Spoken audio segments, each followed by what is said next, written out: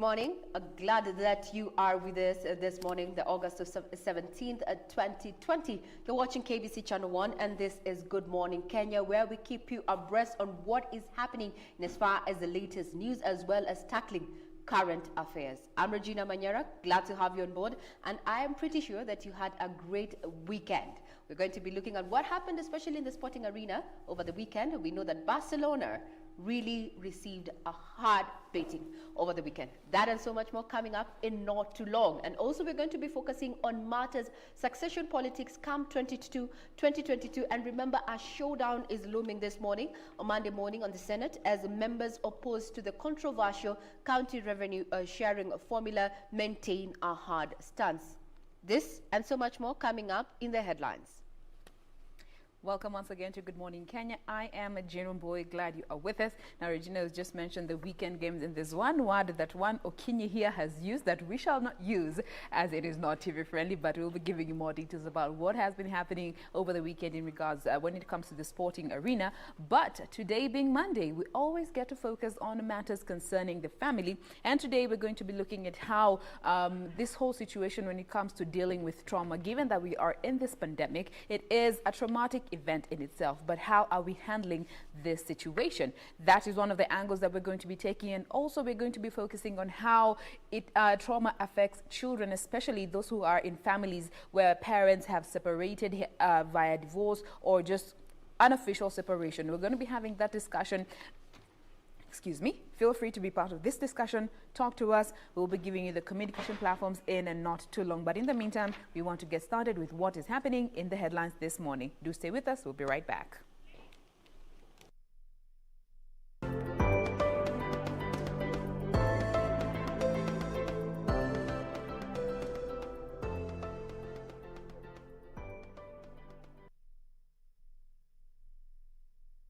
In the headlines begins right about now with just a sneak peek on what various issues of the newspaper on the August of 17th, 2020 have captured on their respective front page. I'm handling the Star, and this morning this is how the front page looks like. On the Standard, boost for Uhuru. Raila in cash round. Money woes, Mudavadi and governors throw their weight behind president and ODM leaders' a formula for sharing revenue with counties. Some senators accuse the state of intimidation to back motion, while Senate is to meet today for a record 9th attempt to unlock the stalemate. That's what we have as the main story. Big story there on the front page of the Standard newspaper this morning. Further on matters of succession politics, right there below. Search for 2022 poll lineup gathers space, or rather momentum.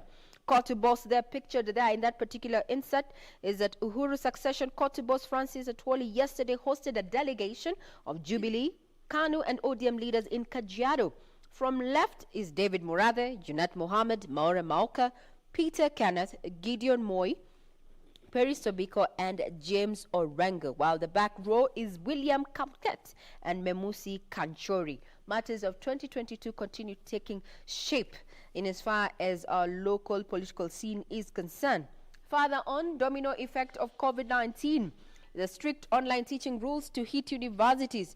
Now compliance, the regulator issues guidelines on online learning months after institutions rolled out courses, putting to question the quality of programs being offered there. Then as far as business is concerned, is that it's been a tough 5 months for Kenyans. For small businesses to tourism, travel sectors, as well as the stock exchange, the economy has been bleeding jobs and money at a rate that has never been seen before. That is what you have on the front page of the Standard this morning, while the back page is all about sports, as we know. And pictured there is Manchester City manager Pep Guardiola on his knees, totally devastated after that game where Lyons, what we call the farmers team, yeah, took down Manchester City. It was a fight. It was terrible. And you know, the manager's decision to deploy a 3-5-2 formation left creative talents on the bench. Quite a regret there for Manchester City manager, their Pep Guardiola. That is what we have on the back page of the Standard this morning. Manchester City's latest shock, Champions League exit to Lyon, left Pep Guardiola in the spotlight for all the wrong reasons, as the Catalan coach again tinkered to an ill effect when it mattered most in Europe. Yes, now to have a look at the Daily Nation, from the Standard to the Daily Nation front page over there, the big headline: Uhuru, Raila, Moi team up for 2022. Therein there's a bit of a story saying, you know, how Gideon Moi's supporters say KANU chairman called back Odinga in 2022 if the ODM leader agrees to pass the baton to Moi in 2027. One of the main stories there. Still on the front page of the Daily Nation, dubious agents promise heaven until you land in the Gulf and find hell. We'll be giving you details about some of the experiences of Kenyans who have gone to gone abroad and, of course, hoping to have good fortune, a better life, only to find it is the complete opposite. And still on the front page of the Nation, on top of there, experts warn of less common symptoms of COVID-19. Some symptoms that we might not be aware of that could be pointing towards COVID-19. That is what is happening on the front page of the Daily Nation. Before we get to the details, let's have a look at what is happening on the front page of the Star newspaper this morning.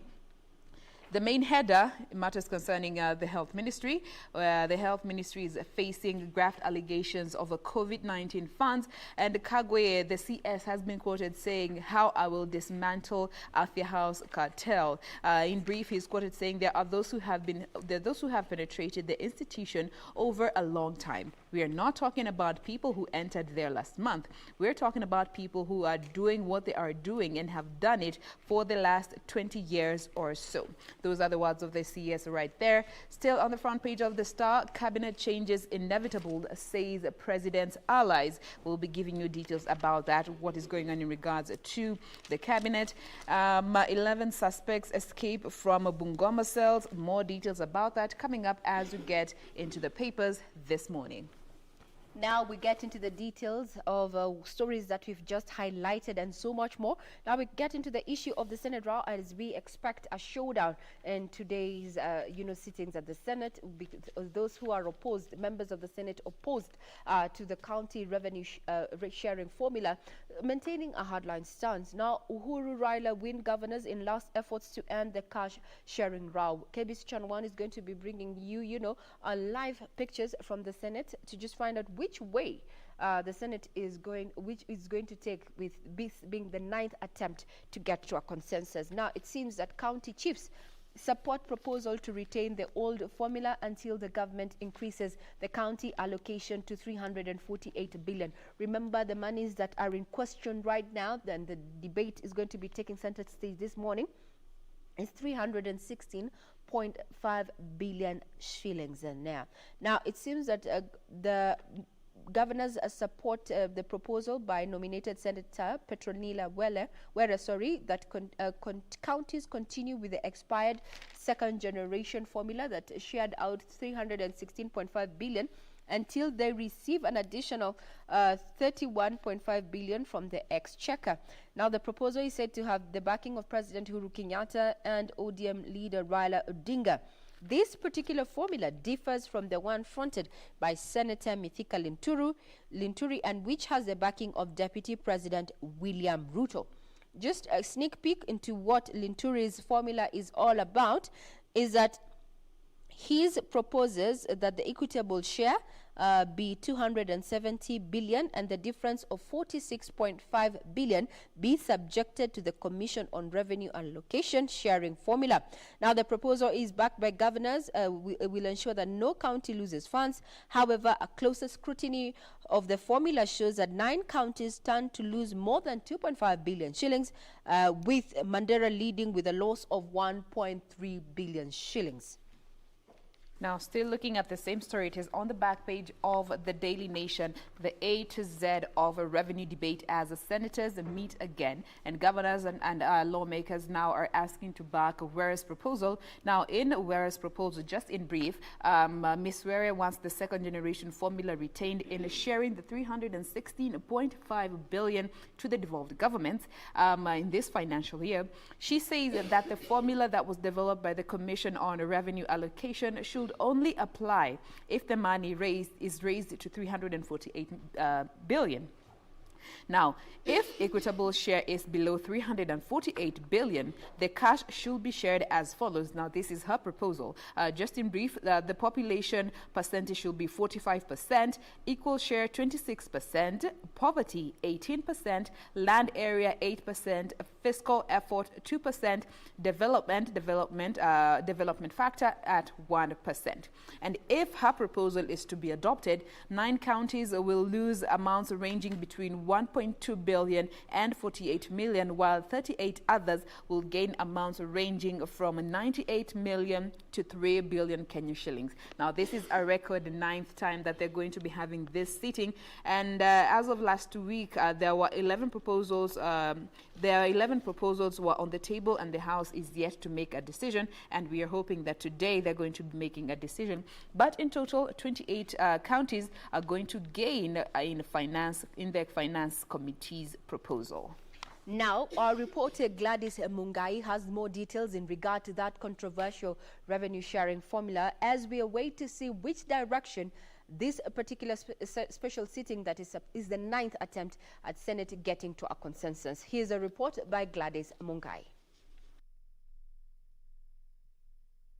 The Senate will on Monday make another attempt to pass the county revenue allocation formula amid intense lobbying for the passage of several proposed amendments. On the table for discussion are 2 amendments by the Finance and Planning Committee and amendments by Senators Petronila Were, Kiambus Kimani Wamatangi, and Siayas James Orengo. The proposal by the nominated Senator Petronila appears to have received backing of her ANC party and the Council of Governors Chair Wycliffe Oparanya. Let them pass the CARA, and we can use the old formula so long as we wait for the money, the 348. If it comes midway, it will require furthermore supplementary at the national level. But what is important that we need the money to be able to provide services and be able also to pay salaries. In the proposal, the nominated senator wants continuation of the second generation revenue formula until the government increases the allocation to counties to 348 billion shillings. This comes as those of different school of thought are pursuing for amendments that will ensure equity in distribution of resources. Senators, we are watching you. You must end this nonsense tomorrow. You must leave the counties to function. The proposal fronted by the Finance and Budget Committee that cuts the allocation of 19 counties by 17 billion shillings has also been met with criticism. Lakini ile kitu ambayo mimi nimekataa, nimesema sitakubali, ni kwamba ati mimi seneta wa Kakamega niende nichukue pesa ya Turukana, watu ambao wanalala njaa, niende nichukue pesa ya Marsabit niwanyang'anye huko niwaletee nyinyi mkule. Mtakubali hiyo kweli? Munanipatia ruhusa ya kwamba nipinge hoja yoyote ambayo inachukua pesa ya maskini ikileta hapa nyumbani? Munanipatia ruhusa? It is now a game of wait and see on what will transpire in the Senate on Monday, and if a deal will be brokered that will see counties receive revenue. For Channel 1 News, I'm Gladys Mungai. All right, from there we go to matters of politics, and this is in regards to the main story that is here on the front page of the Daily Nation about Uhuru, Raila and Moi team up for 2022. Getting to the details is that Uhuru, Raila, Moi craft 2022 strategy. The trio are said to be working on a plan to prevent voter backlash as was witnessed back in 2002. Now, the story talks of how President Kenyatta, ODM leader Raila Odinga, and KANU chairman Gideon Moi are working on a winning coalition to retain power come 2022. They have been said to be having a number of closely guarded meetings with various power brokers in private homes and popular clubs in Nairobi suburbs, with the latest one being at Kotu Secretary General Francis Atwoli's Idamat home in Kajiado. And yesterday's meeting, although branded as a lunch date by the court boss, had a lot of political ramifications. Now, Mr. Atwoli was quoted saying it was simply a lunch date to welcome KANU Chairman Gideon Moi, among other leaders, in my home, and we discussed a number of issues of national concern. He went on to say, I am an elder and it is normal for politicians and leaders to visit me given my age and experience in relation with other leaders. The meeting is said to have been brought together by Mr. Moi and his lieutenants, including Taiti MP, Mr. William Kamket, Mr. Odinga's confidants, James Orengo and Junet Mohammed, as well as Jubilee leaders led by Vice Chairman David Morathe, National Assembly Majority Whip Emmanuel Wangwe, Igembe North MP, that is Mr. Maoko Maore, and former Gatanga MP Peter Kenneth. Now, still keeping up with that particular story in regard to search for Kenyatta's successor gains pace. Now, apparently, there was a talk about a meeting that will bring together three principals, that is Raila, Uhuru, and Gideon, to form a summit to flesh out issues ahead of 2022.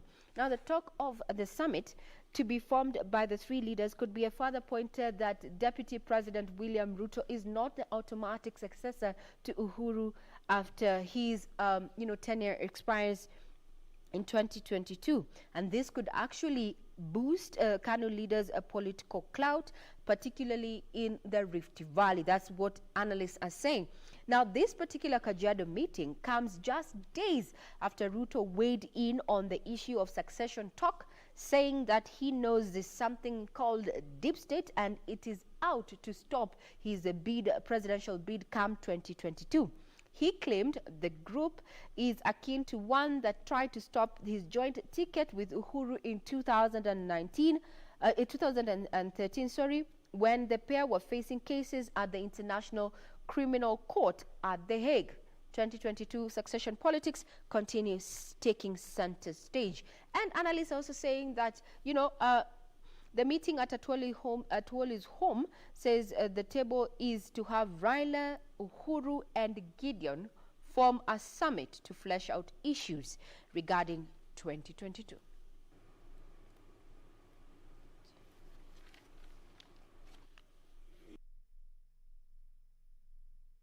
Kiambaa lawmaker Paul Koinange has revisited the decision by the two leading political figures in the country to bury the hatchet and embrace peace.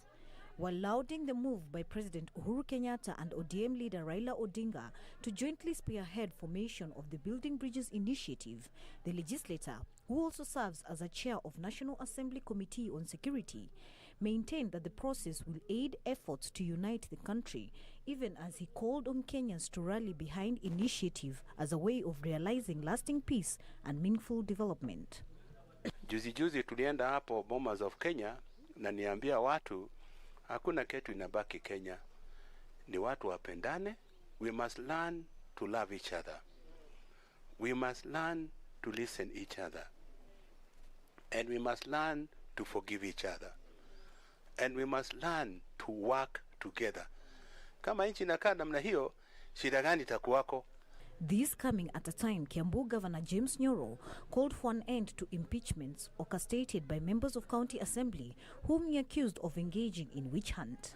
Instead, Nyoro wants the ward representatives to concentrate their energies on service delivery in the 2 years remaining before the country goes to another election. There is no room for any impeachment in Kiambu County. Hiyo kitu imeisha. I want to encourage and really talk to our MCAs. Tufikirie vile tunafanyia watu. Hizo barabara ziko. Hiyo ndio maneno ile ya maana. Hii maneno ingine, hakuna mtu wako perfect. Even me, I'm not perfect. Even God is only God who is perfect. In the meantime, the political supremacy pitting Deputy President William Ruto and Baringo Senator Gideon Moi continues to shape public discourse in most parts of the Rift Valley. Some of the MCAs from Baringo backing Senator Moi want leaders from the region to accord the KANU leader the respect he commands, castigating his detractors for seeking to demean his status in the Kalenjin community. Kabarnet is a KANU zone. Gideon Moi mwenyewe ameamua kwa upole wake na amekuwa akijitengeneza, hajajipiga kifua, na wakati sasa amesema sasa ni kuanza safari. Sisi kama viongozi, na nataka kuambia Wakenya wote kwamba sisi kama viongozi wa Baringo tunasema tunaunga mkono Gideon Moi 100%. But DP Ruto political allies would hear none of it. I am sure 98% of the citizens of Baringo walikubali kusimamia huyu jamaa kwa sababu William Ruto amesimama katika kila kijiji, mpaka kiwango ambacho akisema jina la kijiji unashangaa alijuaje kusema hivyo kwamba kutamka. Na hivyo ndipo sababu tumekubali kusimama na yeye. Gideon Moi akuna every right ya ku choose to stand with William Ruto or go for his own way. He has every right. But one thing we want to tell our brother is this. Let us have decorum. Wherever we speak, wherever we have our organizations, our meetings, let us respect one another. Na tunamwambia Gideon aweze kuongea na watu yake, akuje nyumbani aombe kura Rosavi. Kama yeye atakuwa president, aombe kwa njia safi. Kama atapata ama hatapata, asiue wengine kama Arab Ruto. Arab Ruto amesha pikwa patch, ameenda engagement, ameenda show up, ameenda engagement. They are adamant that the country's second in command is the chosen one, and Gideon cannot challenge his influence in the larger Rift Valley. This coming as NSC leaders drawn from Mount Kenya region urged residents of central Kenya to throw their weight behind Amani leader Musalia Mudavadi. The group maintains that Mudavadi was the best place to succeed President Kenyatta. He is the only person who can revive the economy of Kenya. He is the only person who understands this economy. Ambao wakati walifanya kazi na our excellency former president Mwai Kibaki, waliweza kuinua economy ambayo ilikuwa imeisha. Kwa wale wengine wote ambao wanatafuta viti, tukiangalia mtu kama Raila Odinga, amekuwa kwa kiti hiyo miaka yote. Hakuna kitu tumeona ametusaidia nayo. Tukiangalia kama mtu William Samoei Ruto, deputy president wa leo, ako katika kiti, hakuna kitu amesaidia sisi kama watu wa mlima. Kwa hivyo sisi tunataka yule mtu ambaye anaelewa economy ya Kenya na ataweza kuifufua.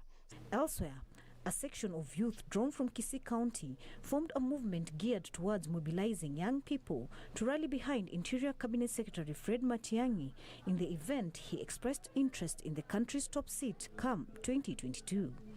They argued that Matiang'i has proved worthy of the top leadership after an impressive track record in all ministries assigned to him. We as youth of this country, we are proud to be associated with such a leader and more than ready to work with him, especially with this time that we want to take this country to the next level of prosperity for all. As Abagusi, we have come to age and are ready to go for the highest position in the country.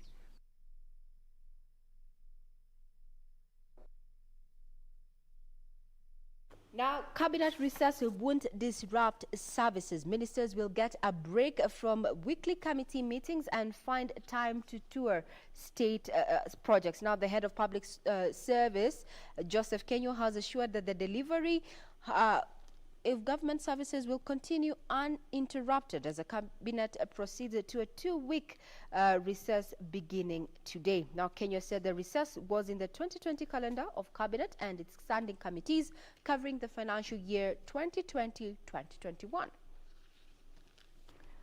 Still, the same story has been highlighted here on the Star. Let's get to have a look at the Star, the newspaper this morning, in regards to cabinet changes coming soon. That is one of the main stories on the front page of the Star this morning. Just a bit more details. The cabinet changes coming, say President Uhuru Kenyatta allies. Now, the head of public service, Mr. Joseph Kinyua, downplays the talk. Now, when you get to the details of this story, it says that President Kenyatta's allies are now saying an overhaul of the cabinet is inevitable to steady his agenda, leading credence reports on a looming purge. Now, the president has already ordered all cabinet secretaries to proceed on a 10-day recess starting today in what has triggered speculations that Uhuru could be plotting far-reaching changes to the executive. Now, there has been speculation of impending cabinet changes, with some allies of ODM leader Raila Odinga questioning of what they have benefited from the handshake since the handshake. However, the head of public service, Joseph Kinyua, downplayed the speculation, maintaining that President Kenyatta has confidence with his members of his cabinet, and he was quoted saying, the head of state and government remains steadfast in his confidence with the membership of and capacity of his cabinet and senior ranks of the executive, as well as their collective ability to support in the delivery of his agenda for the nation. Those were his words when he was reassuring the population and fellow leaders that, you know, the recess there isn't much to go about when it comes to this recess. Let's just wait and see.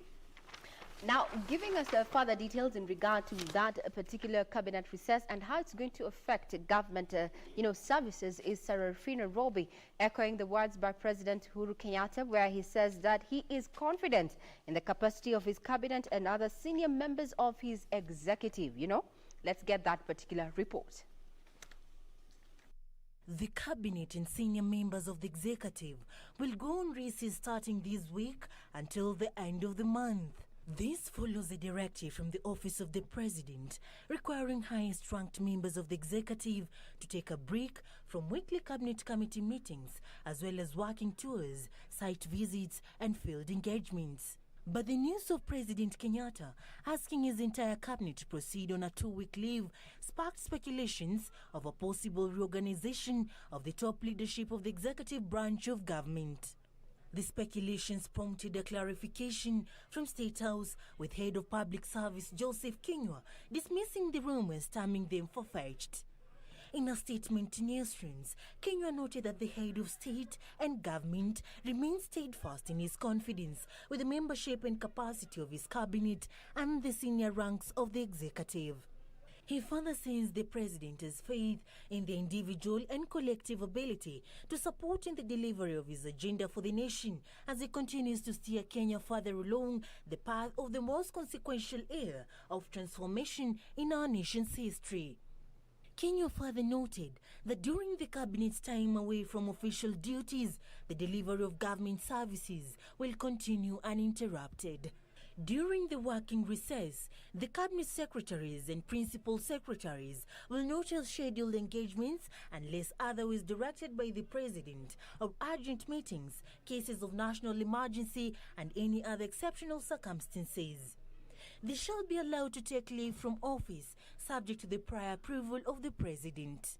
According to State House, the latest cabinet calendar is in tandem with the practice within the Commonwealth and heralds a new tradition in the management of cabinet business. The nation's cabinet now joins Parliament and the judiciary in implementing periodic working recesses. For Channel 1 News, I'm Sarafina Robi. Crossing over to COVID-19 matters is the big read on the Standard this morning, the cost of COVID-19. As Kenyans battle a pandemic, they are also grappling with the huge bills for coronavirus treatment. We examine the medical bills sent by readers. This is just a collective survey from different Kenyans just giving their views in regard to the cost of treating coronavirus, or rather getting treatment for COVID-19. Now, only 19% of Kenyans, that is according to Kemri, have welcome trust shows that only 19% of Kenyans are covered in any form of health insurance. Only 1 out of every 12 of these people will be from the poorest part of the population. Then, 7.6 million contributors, 2.72 million Kenyans covered, and the most recent, that is the most recent data from NHIF.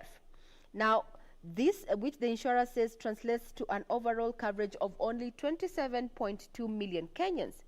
So far, according to McHenry, we have only 256 ventilators and 537 intensive care beds.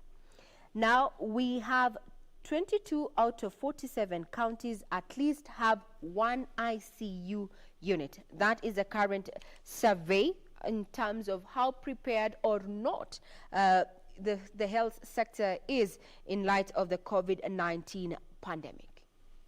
Now, coming to the Daily Nation on matters concerning COVID-19 is that one of the baffling mysteries, is the decreasing and partial pressure of oxygen when it comes to COVID-19.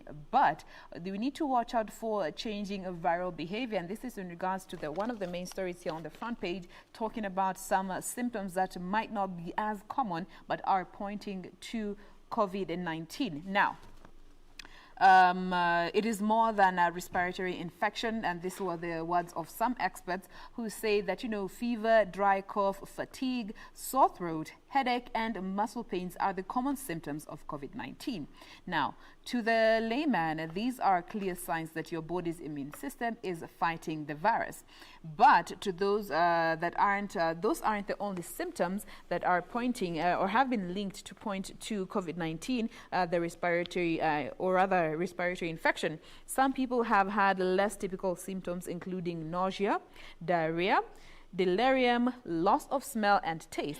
Now, scientists have been studying and learning more about the virus and the new ways of infection in the body. Of all the new symptoms, such as stroke and blood clotting in children, the rare Kawasaki disease and purple toe rashes, also known as silent hypoxia, might be the most confusing. Now, these are some of the new symptoms that have been pointing towards COVID-19 that are seemingly confusing even medics and experts when it comes to trying to identify COVID-19. Now, before we get to have more details about that, let's have a look at one of these main stories on the front page of the Star newspaper this morning in regards to CS Kagwe's words, how I will dismantle Afya House cartels. And this comes on the background of the COVID scandals that have been happening the past few weeks leading to this weekend. How I will dismantle Afya House cartel, Kagwe says. Now, the Health Cabinet Secretary, Mr. Mutahi Kagwe, has pledged to pull out all stops to dismantle the intricate web of powerful cartels who are running the show at Afya House. Now, he said that, he did admit that there are powerful, faceless, in quotes, cartels that have infiltrated the ministry and blocked reforms over the past while. And he said that he believes there is a group of powerful individuals who have permeated the ministry to control strategic positions and manage billions of shillings of personal gains. Now, he did say this, that he was quoted saying, there are those who have penetrated the institution over a long time, and we are not talking about a short period. We're talking over last month. We are talking about people who have been doing what they are doing for the last 20 years. Now, he spoke this as the agency came under fire and graft allegations over mismanagement of COVID-19 funds. Also, following the suspension of Kenya Medical Supplies Authority Board CEO Mr. Jonah Manjari to pave the way for the probe by the Ethics and Anti-Corruption Commission over alleged tendering irregularities. Now, with that, we take a short break. When we return, we're going to be focusing on what NHIF wants done if it is to continue rendering its services. A short break. We'll be right back.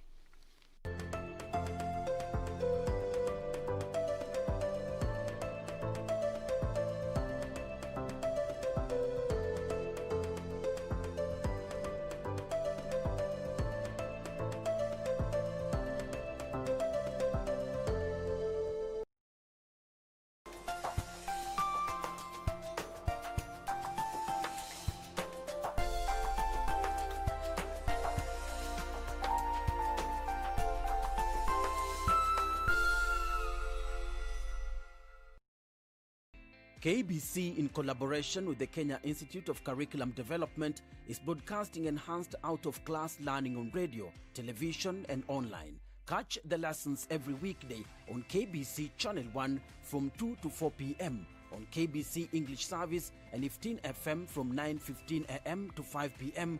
and Radio Taifa from 10 a.m. to 11 a.m.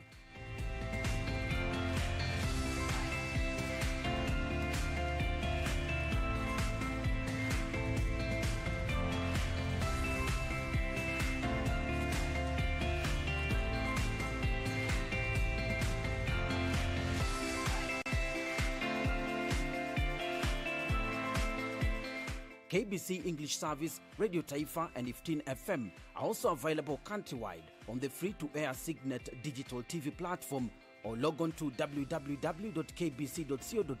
for live streaming, or download the KBC Online app on Google Play Store. Kenya Broadcasting Corporation, ensuring learning no matter what.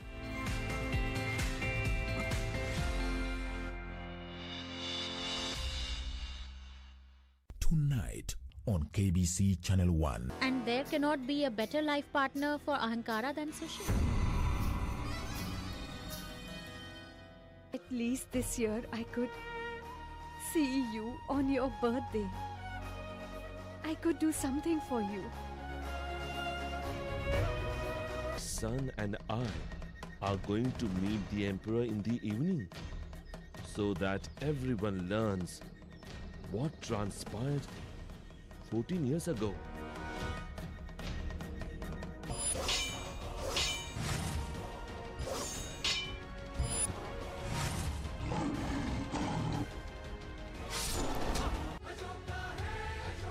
Tonight on KBC Channel 1. Alikuwa anadai nimtengeneze makopi zako zote. When? Sijui kwanza nilikuwa na cheki na wewe. Dad was your father. That's all that matters. It was enough when he was alive, it's enough now. Where do you want to find a replacement? Who here would still fight for this gym if Abasi offered a brand new 4x4 in his own Friday night fights? Whatever it is Abasi has on He has nothing over my head. You are taking the heat quietly. After everything we did to make it a success, to make it ours, you're gonna let him just come in and take half the pie? This is starting to sound like a lecture, and I am done with it.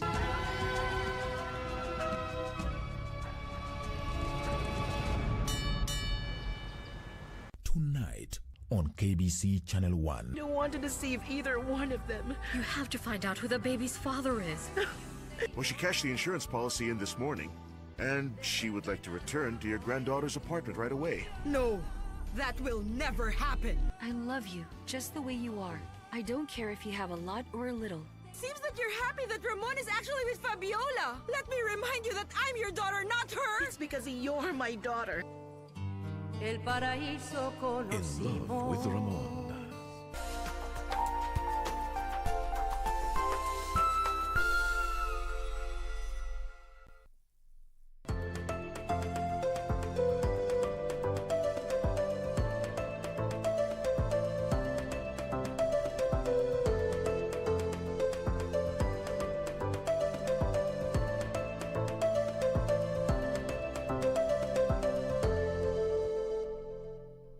Good morning. Glad you're still with us. You're watching KBC Channel 1. This is Good Morning Kenya. Now, if you're just tuning in, we were just looking at the big read that has been captured on the Standard this morning, and it was counting the cost of COVID-19. Now, it seems that private hospitals are also accusing NHIF of failing to remit close to 5.6 billion shillings owed to them, which is threatening to ground their operations. Now, this is a report that was prepared by Yusuf Farah that also put into place that a private hospital association are demanding payment, and they're saying this is a time, this comes at a time when the Ministry of Health has expressed concern in the drop of the number of Kenyans visiting hospitals owing to the fear of contracting COVID-19. How about to get details of that before we have a conversation as to why you and I have lost optimism as Kenyans. Just a day after the Ministry of Health warned stigma could be the main cause in the reduction of Kenyans seeking medical care in hospitals, the Private Hospitals Association of Kenya is warning they may soon shut their doors if the National Hospital Insurance Funds fail to remit monies owed to them. If you're fighting against disease and you're fighting against pandemic, and both your hands are tied at the back because you don't have resources, the net effect, and we are worried, especially now that we go into the peak of this fight, we are worried that when it happens, the facilities will not have resources. The association has faulted NHIF for continued delays in remitting funds owed to private hospitals. They argue the delays are mainly caused by problems in the new ICT system adopted by NHIF.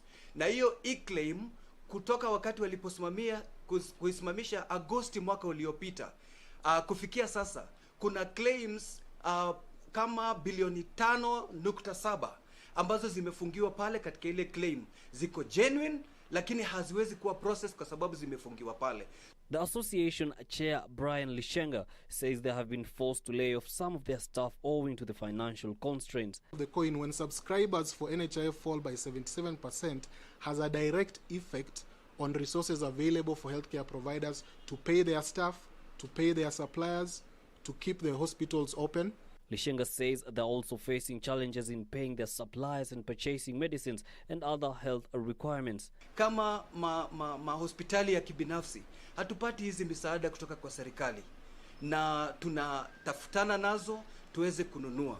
Kuna mashini nyingi ambazo zinahitajika wakati huu kama vile mwenzangu alisema, ventilators na patient monitors na mambo mengi ambazo tunahitaji ambazo gharama yake iko juu sana. NHIF is currently staring at a 5.6 billion shilling debt owed to private hospitals.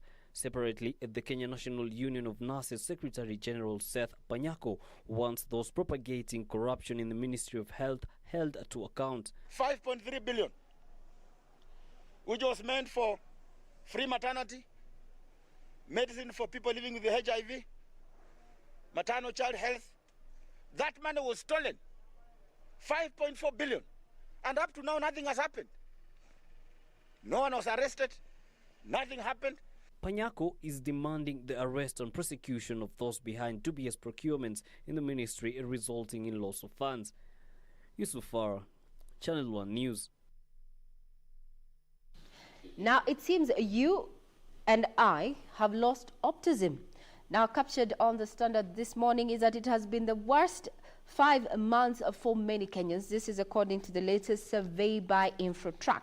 Now, from second-hand clothes workers who can't find stock after ban on imports, to tourist hotels and airlines that were forced to halt operations, as well as blue-chip firms that have lost business.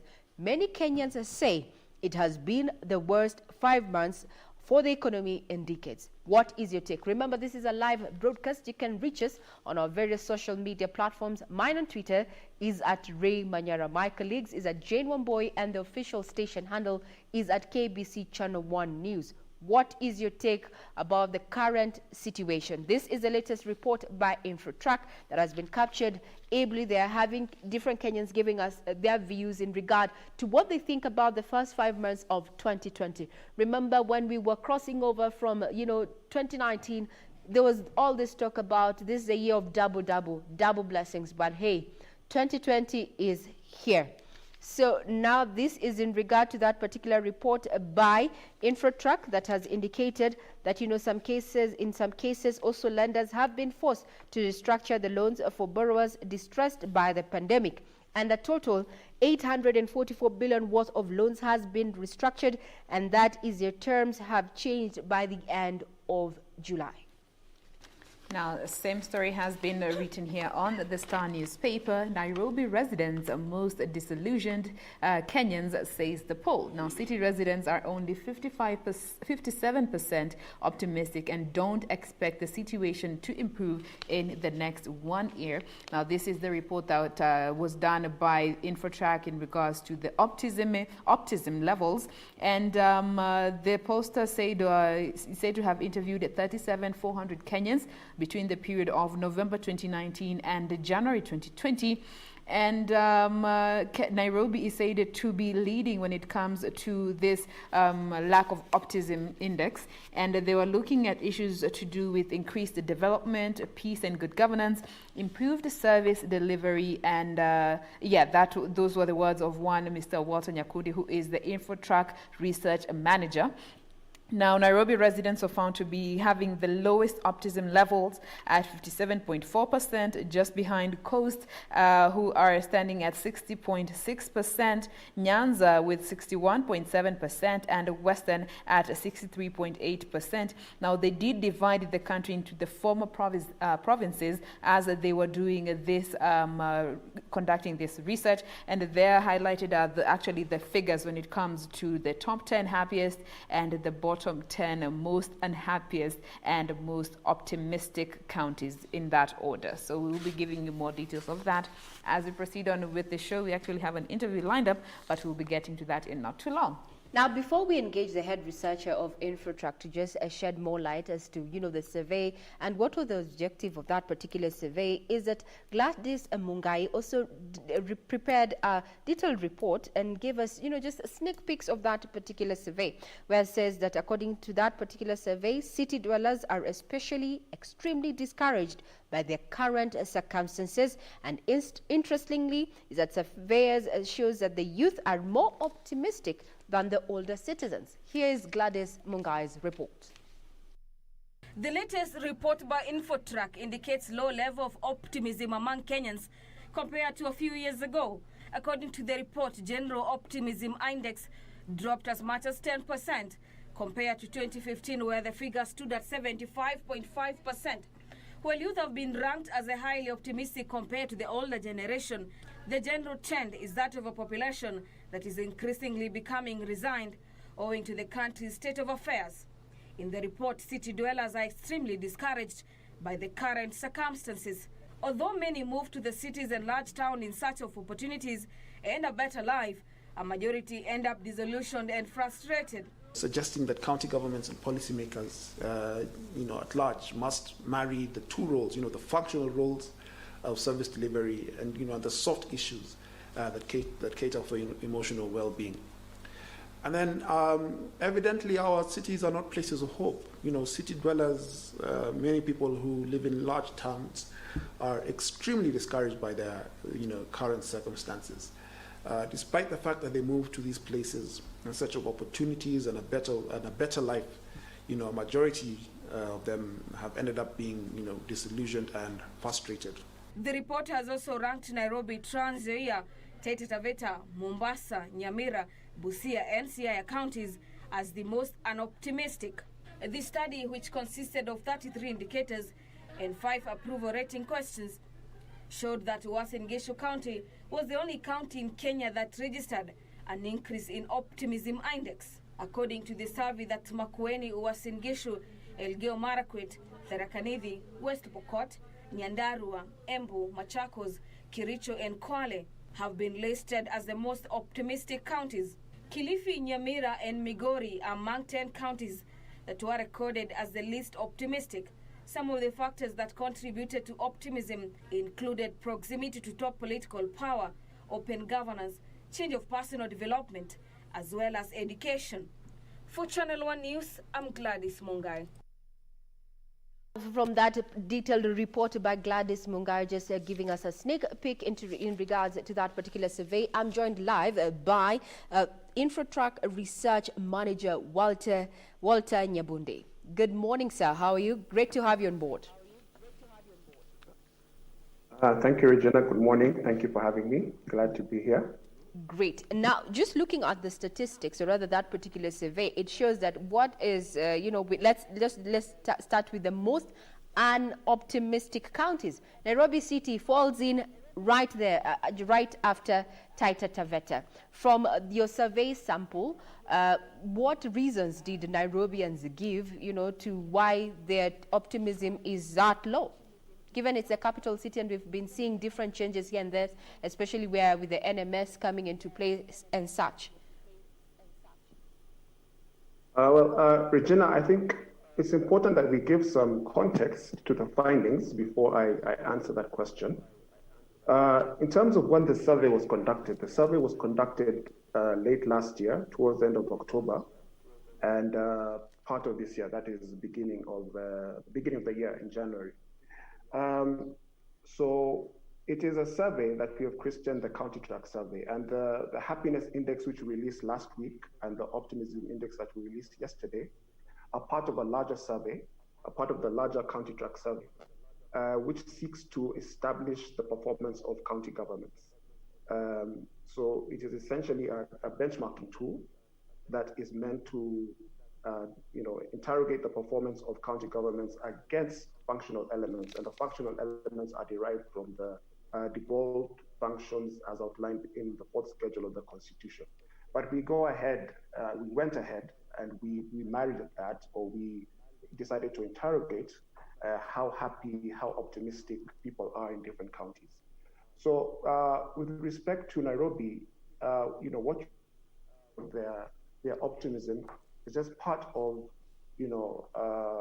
a larger ranking in terms of how they feel about their county government with respect to how it has performed, or it continues to perform in terms of its development and service delivery as outlined by the Constitution. So as to why citizens in Nairobi are unhappy, there could be a number of reasons. The economic circumstances, the social circumstances. In Nairobi, it is evident that life is not as structured, in the sense that people do not have the social support systems that you would have in our smaller towns and in our villages and our hamlets. So to that extent, perhaps Nairobians are unhappy, are not as optimistic, because they do not have that support system that you would find in other parts of the country. Mm-hmm.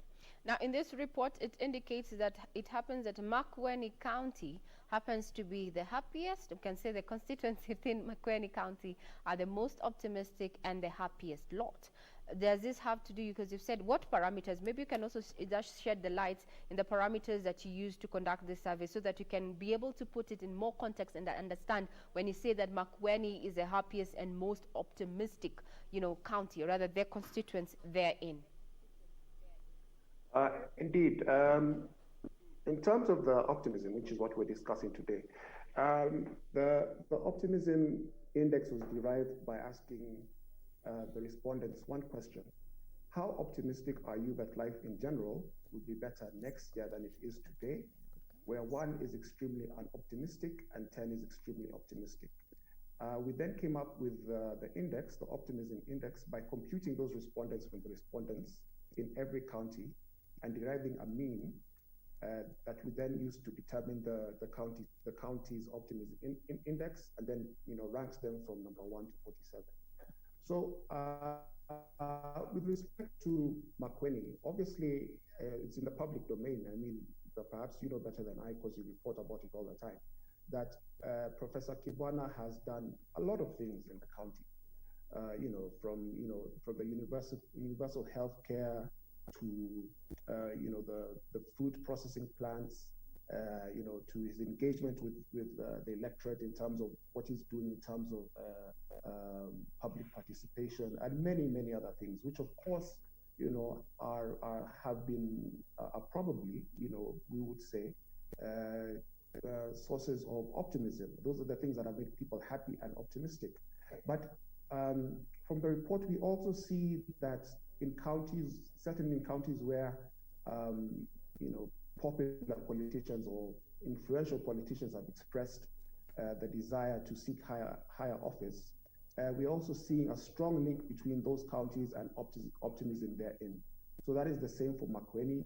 It is the same for Machakos, and it's obviously it goes without saying that is the case in Uasin Gishu. In terms of other issues that perhaps are contributing to optimism in the counties, we see this close proximity to national political power. If you have a governor who is believed to be close to the powers that be, then that is a cause for optimism. Mm-hmm. We also see that in counties where perhaps the first-term governors, governors from the last cycle were replaced with new governors who have come in and breathed new impetus, new life, into the counties, and are doing things in a different way. We also see that these counties are also very optimistic. And of course, just the continued promise of devolution. Devolution has opened up many of these counties. It has opened up these counties in a way that many people thought would not be possible in their lifetime. and we begin to see that, of course, as a result of the development that people are seeing, that this makes them optimistic. Now, thank you very much, Walter, there for that overview in regard to the parameters and, what we can tell from that particular survey. Just a clarification then, can we say then, is it safe to say that there is a correlation between, optimism and happiness of constituents in relation to leadership and governance as we come to a close? Well, of course, all these things are underlined by good governance. I mean, it goes without saying that if your counties run well, if things are run in a way that is, commitment to the framers of the Constitution, desired in terms of how the country should be run on the basis of public participation, credibility, integrity, then yes, your residents will be happy and optimistic. Thank you very much, Walter Yabudi, who is a research manager at InfraTrack. The latest report indicates that Kenyans are not as optimistic as they were 5 years ago, with the overall optimism of the population standing at 75.5% in 2015. The country has since recorded a 10% drop in satisfaction. Walter, thank you for your time. Now, still keeping up with... Thank you very much. Thank you for coming on board and just helping us understand that particular survey. Now, still keeping up with stories making headlines in as far as, state of preparedness in as far as counties are concerned in the light of COVID-19 issues. Now, a report prepared by Beatrice Gatonye indicates that people with acute conditions such as tuberculosis, heart attacks, strokes, and appendicitis are amongst or others have been asked to continue with their routine disease management and the preventative screenings at hospital. Now, this emerged that, the fear of contracting COVID-19 among these patients has seen them, cease seeking medical care, which has in turn exposed them to more risks. Here is a report by Beatrice Gatonye.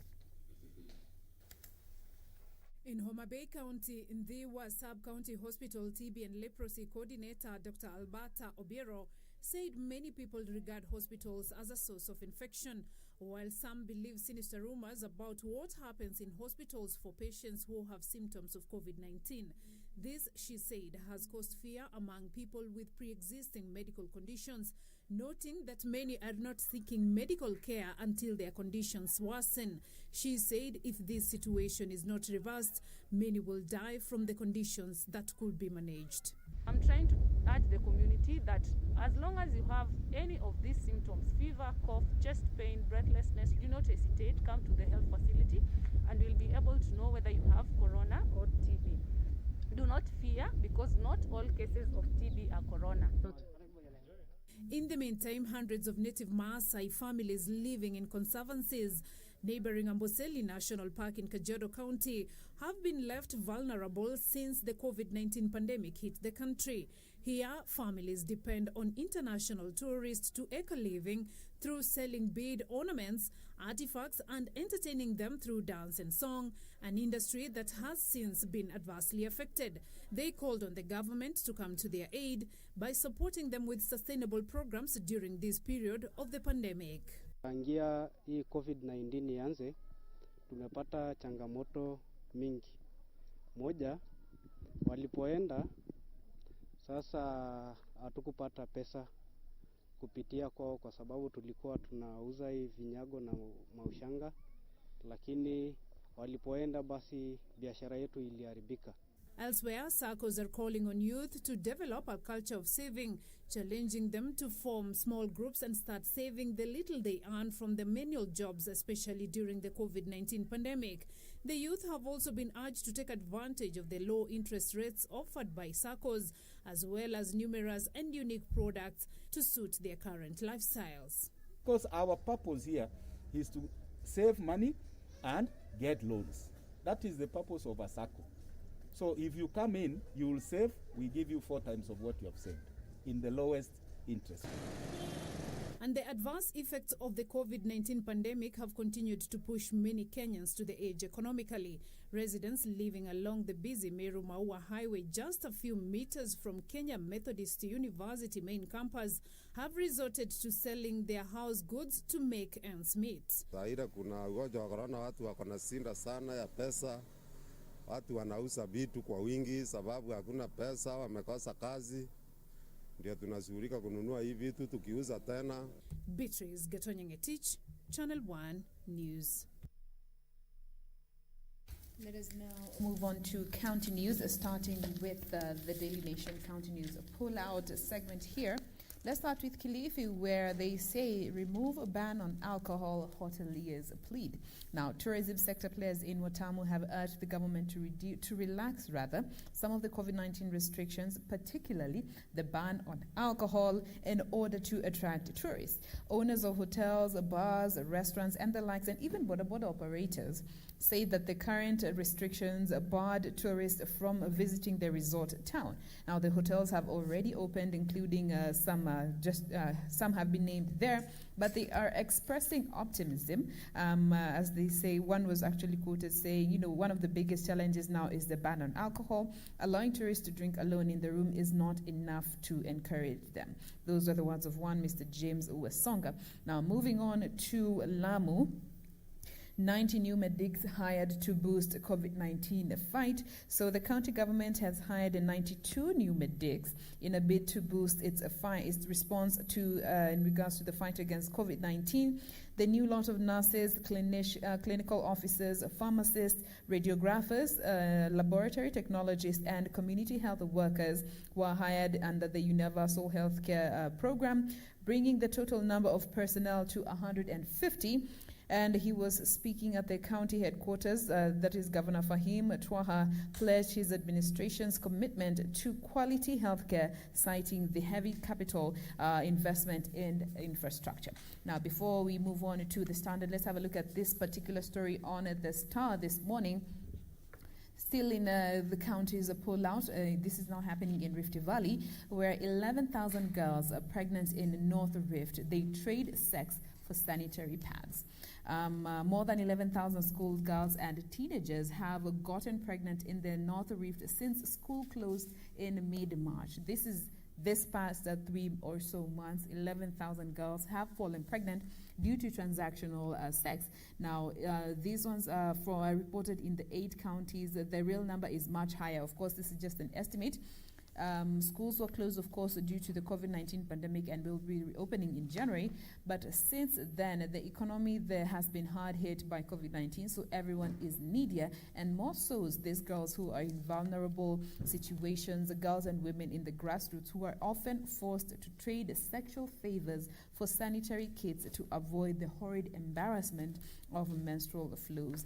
Now, these were the words of one lady who was actually pleading to communities and well-wishers to partner in preventing teen pregnancies as they try to support these girls so that they do not resort to such measures where they have to trade sexual favors just to be able to get money to purchase the sanitary towels that they need every month. You can get more details about what is happening in the Rift Valley on the Star when it comes to this the county news segment. I'll just weigh in on that issue where girls are, getting or rather engaging in, sex trade to just ensure that they get sanitary towels. There was a proposal that was passed that was debated in Parliament to just ensure that, government ensure that children or other girls remain in school and they get these particular sanitary towels. But now with this issue of COVID-19 disruptions, there have been very many cases. We had last month, we had cases in Busia.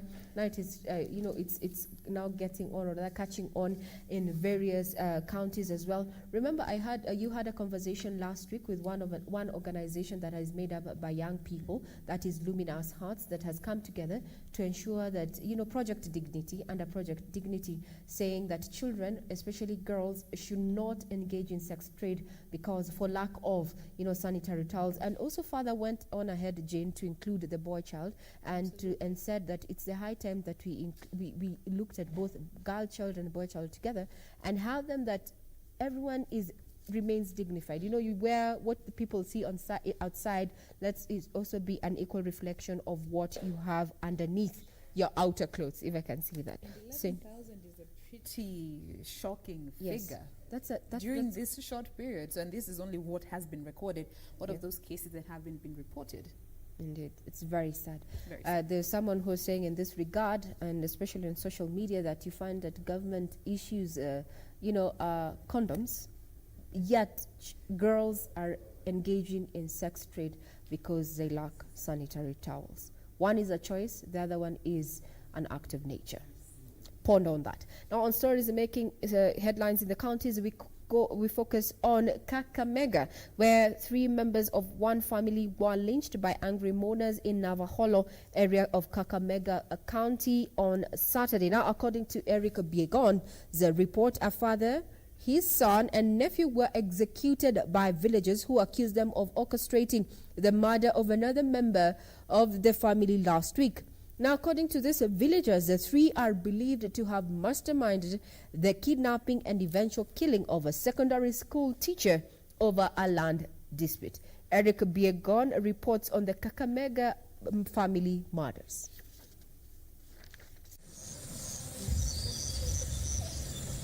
1 week ago, a secondary school teacher was murdered in cold blood by unknown thugs. The deceased Ernest Opondo's body arrived at home ready for burial on Friday.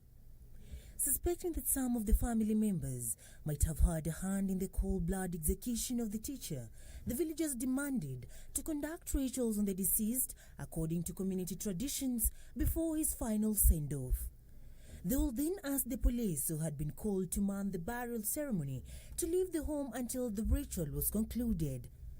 But the police officers were reluctant to leave the homestead, leading to a clash between the villagers and the police. Witnesses say the chaos intensified when police tried to repulse the crowd. Sisi tulikuwa nataka tu mwalimu venye mheshimiwa amesema aingize kwao. Na katika kuingiza kwao apitie tu hapa. Nani ni mila.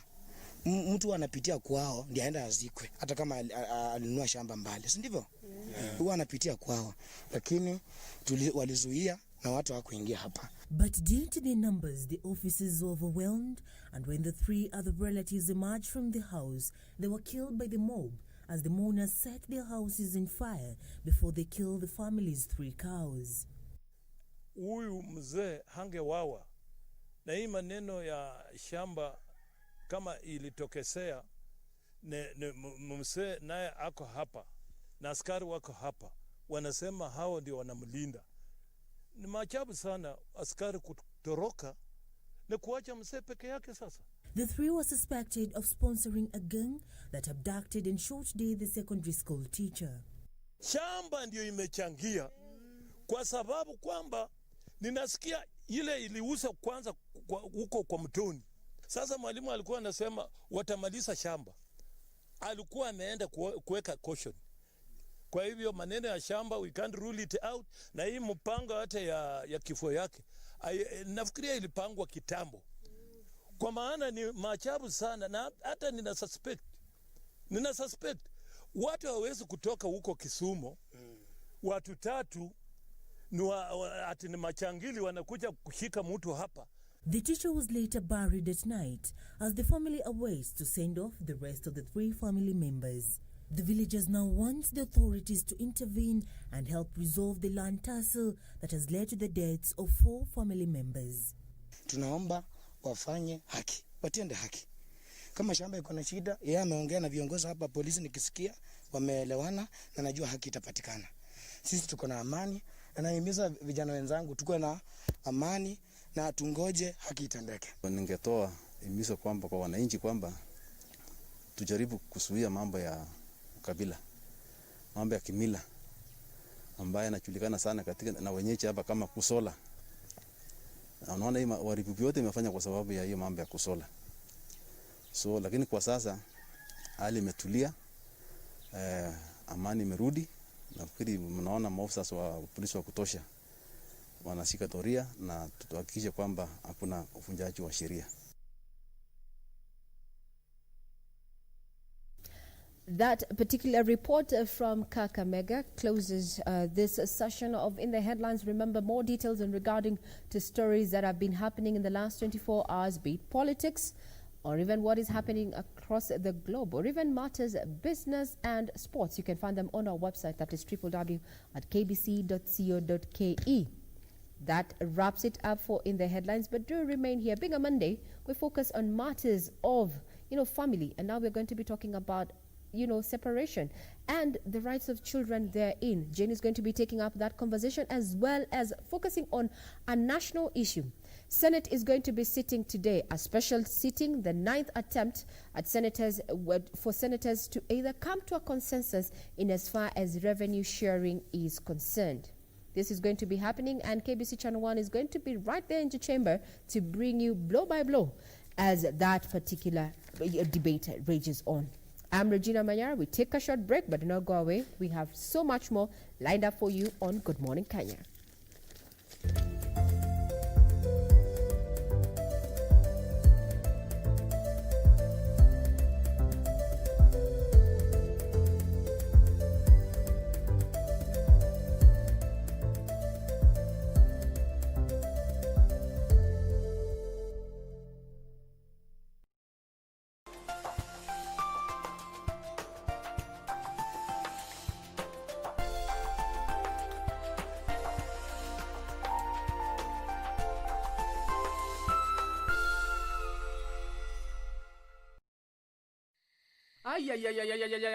Gaki, wawezaje unituangia simu saa hii Gaki? Saa zile tu nimewekelea matoke yangu kwa mesa. Niko tayari kukula, wewe ukikula kwako mimi ukusumbua. Gaki, hii simu sisiki yake ya nani? Mimi ukusumbua ukikula kwako. Basi wewe ngoja nimalize matoke yangu tena utanituangia. Kupata matoke, bonyeza *811 *965 #. Bonyeza *811 *965 #.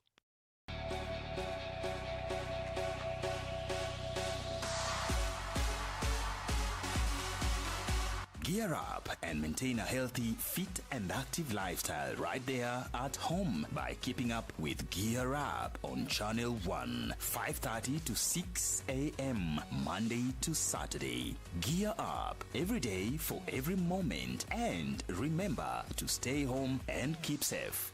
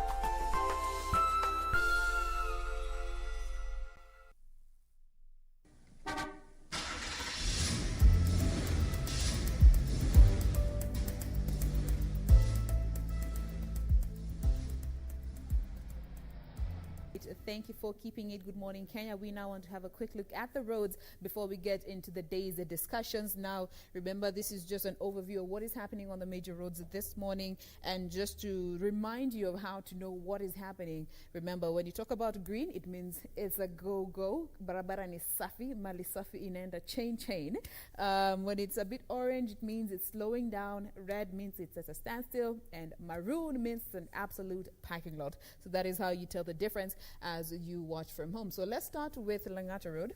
I like to start with Langata Road. It is my route every morning. So let us go as far back as the Bomas of Kenya. That is where I like to start from. Of course, at every roundabout, there's always some bit of traffic, and this is always expected when you are at any roundabout. But from the Bomas of Kenya roundabout, as you are trying to make your way into the city, Lang'ata Road is looking beautiful this morning on both sides. Those who are heading into the city and also going away to areas of Rongai, Karen, and the likes. Things are looking good as you go past the Kenya National Park. The National Park, things are looking good. Lang'ata Road, nothing much to report at that point. The National Park over there. As you approach the mini roundabout at the Lang'ata police station. But from the police station, there seems to be slowing down of traffic. I'm guessing because of the bumps and the ramps that are situated there. But past that, looking good. Nothing to report there. So guys, we're using Lang'ata Road this morning. As you come to the areas at around the Lang'ata Hospital, looking beautiful this far. Remember, it is exactly 10 minutes past 8 a.m. As you go to the areas, the Southern Bypass overpass right there, also looking good, both sides of the road. Looking good. So my Lang'ata Road people, this morning you're going to be having a breeze trying to make your way into the city. Approaching the areas of Carnival, also looking good. Again, both on the side, coming into the city and going away from the city. As you go past the Sunshine Secondary School, going down, closing in to the Wilson Airport, looking good. Lang'ata Road is a breeze this morning. So if you are looking to leave your house right now, this is a good time. You will be having such an easy time as you approach the T-Mall roundabout. But before we continue with Lang'ata Road, remember those who might want to have an alternative or are looking to use Mbagathi Way this morning. Let's have a look at how Mbagathi Road is looking from the T-Mall roundabout. Mbagathi Road is there on your screen. Green all the way past the high-rise junction. Looking good. As you approach the Mbagathi Seventh-day Church, there seems to be some slowing down. This is expected at this time of the morning, and of course many people opting to use this route to go to the other side of town, past the footbridge right there. Traffic, there seems to be a bit of traffic there, but not traffic that will have you sitting there for too long. It quickly eases out past the areas of Ngumo as you go down with Mbagathi Road, trying to make your way to the City Mortuary roundabout. Let me get that out of your screen. As you go all the way down past the Medina Mosque, as you proceed down all the way to the City Mortuary roundabout, and as you approach the roundabout, there seems to be traffic. But again, this is expected when you are trying to get to any roundabout. You are supposed to slow down, so do not go racing towards a roundabout. Now, before we get to wind this segment up, let's go back to Lang'ata Road to see how it continues down to the Nyayo Stadium roundabout. So we're back here at the T-Mall roundabout. Let me make that a bit visible for you. That is the T-Mall roundabout. So this is the stretch between T-Mall and the Madaraka roundabout. Green all the way. Beautiful this time of the morning. So that is a go ahead. And of course, the stretch between Madaraka up until the Nyayo Stadium. Of course, also looking at Aerodrome Road, looking good, and as expected, some bit of traffic as you approach the roundabout. So that is how Lang'ata Road is and Mbagathi Way are looking at this time. And Aerodrome Road seems to be having more traffic as it tries to join Bunyala roundabout as opposed to the Nyayo Stadium roundabout. So that is how Lang'ata Road is looking. Before we wind up, I want to look at how Mombasa Road is looking this morning for my Mombasa Road people. Of course, there is some bit of traffic as you approach the roundabout, but let's go as far back as but there usually isn't much traffic as you pass the areas of, there is much traffic past the areas of City Cabanas, but from City Cabanas there is traffic already up until the Imara Daima Junction. Not looking good. This is the Imara Daima Junction right here. Going past that, as you approach the General Motors Junction, there is traffic on those who are trying to make their way into the city. Going past the areas of Panari as you approach the Southern Bypass Junction right there. And the bypass is always a go, by the way. There's never traffic when you are on the Southern Bypass. So that is how things are looking. And of course, past the areas of, when you get to areas of Bellevue up until the Nyao Stadium roundabout itself, there will be bits and stretches where we'll be having traffic and others where you will not be having traffic. So that is Mombasa Road as of now. Do let us know how things are looking on your end using hashtag Good Morning Kenya on Twitter at General Boy and at Ray Manyara. Regina. Standing in for Traffic Marshal A1 Doreen Arange, you have done it justice. Now we cross over from what is happening on our busy streets this Monday morning and we talk about revenue sharing. Now joining me live on studio is Mombasa Senator Mohamed Faki to just give us his view in regard to what is going to be happening during the special Senate sitting this morning. Good morning, sir, and glad to have you on board. Good morning and good morning, Kenya. Yeah. Thank you very much, Senator there, Mohamed Faki. Now, it seems that county chiefs are supporting a proposal to retain the old formula until the government increases the county allocations to 348 billion shillings. What is your take in this regard? First of all, that proposal is very preposterous. As you are aware, the government has only offered 316.5 billion to the counties for the year 2021. Mm-hmm. So there is no extra money that is coming from the government. Mm-hmm. And therefore, the proposal to have a formula based on 348 billion is not plausible. Mm-hmm. Very well said. Now, Senator, what do you think? Do you think that today, the special sitting, being the 9th attempt for Senate to come to a conclusion in regards to the revenue sharing formula, that they can actually, that you people are going to get to a consensus today? You know, there's no proposal on the table for a consensus so far. Mm-hmm. What we are going to have is the continuation of the debate on the Were amendments to the Sakaja and Linturi proposals.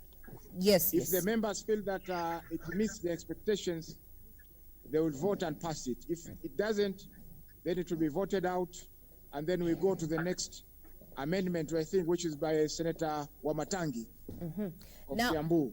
Senator, what is your take over this issue or revenue sharing? There's been a lot, we've been keenly focusing on various leaders giving their different opinions in regard to, the revenue sharing. Some saying that it should be one vote, focusing on the population and not how big a county is. What is your take and what is your feel in regard to this issue?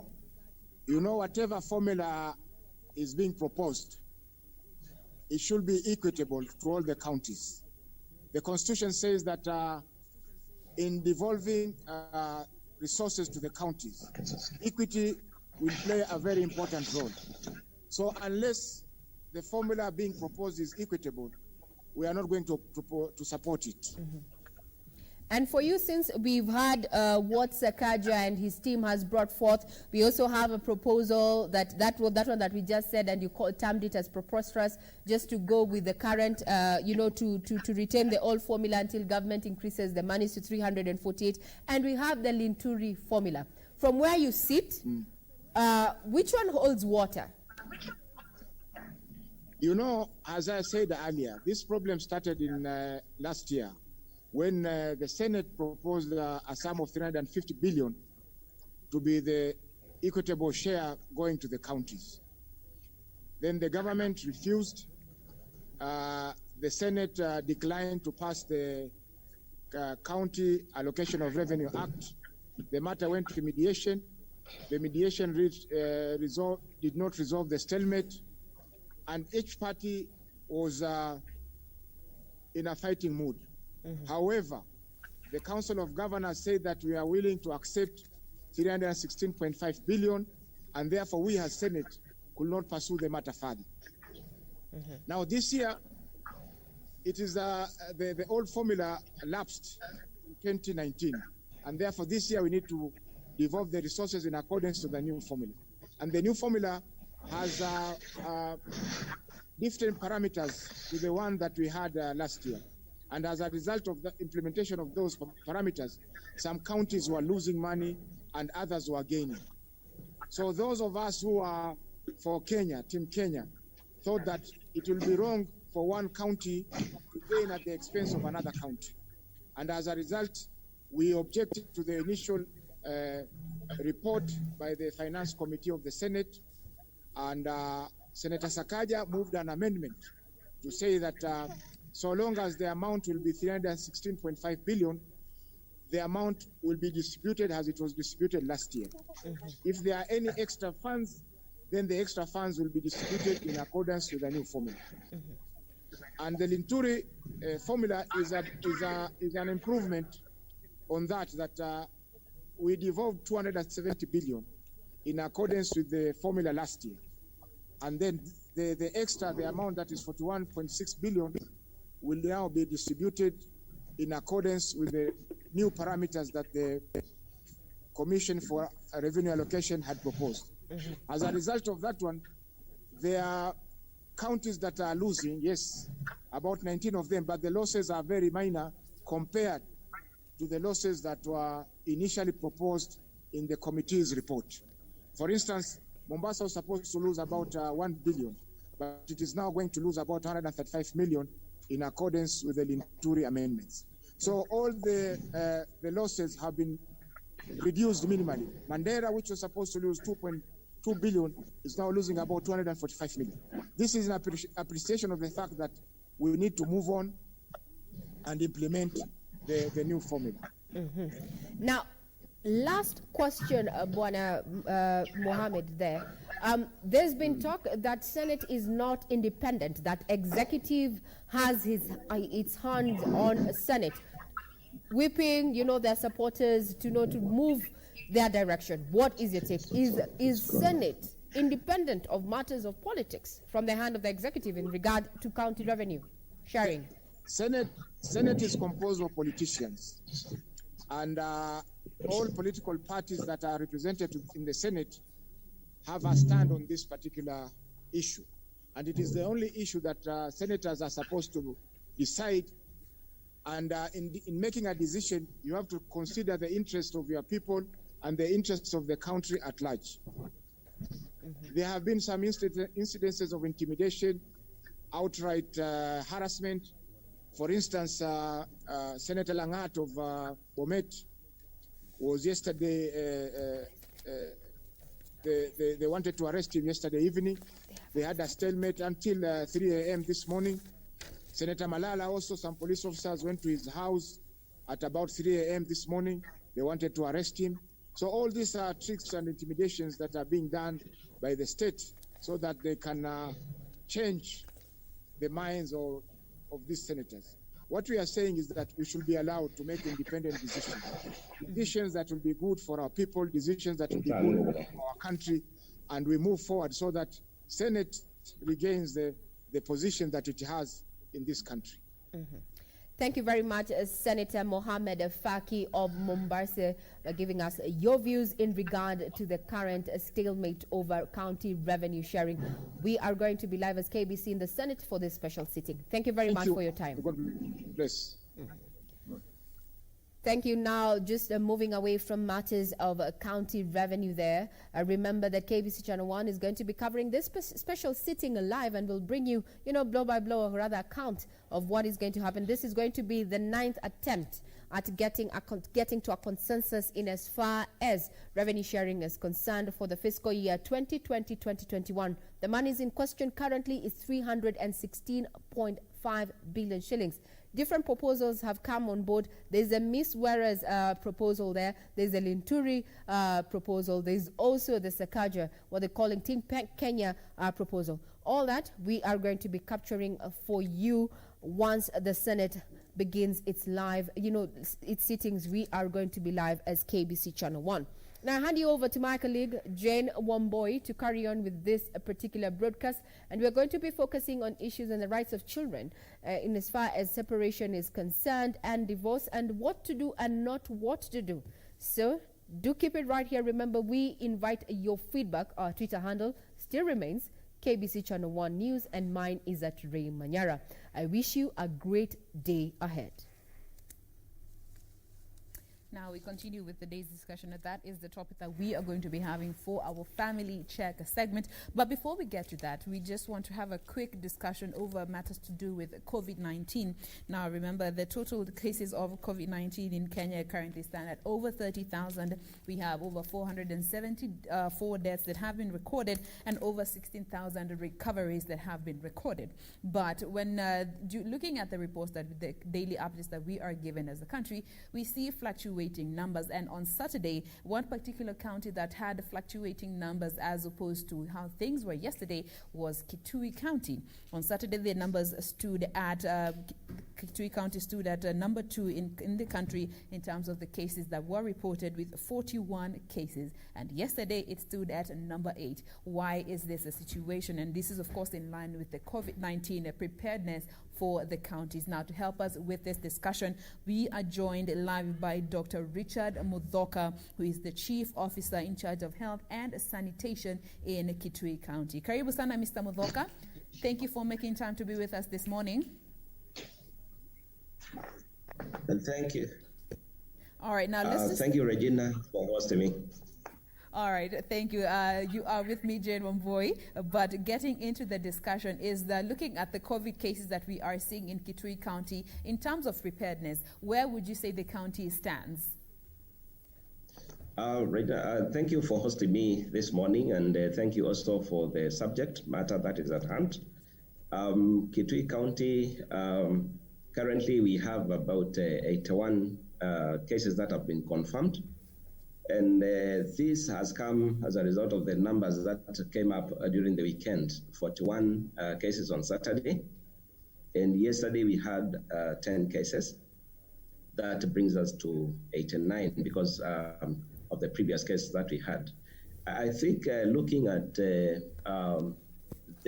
cases that were reported, to us, I think, given that we've never reported such a number of cases, Kitui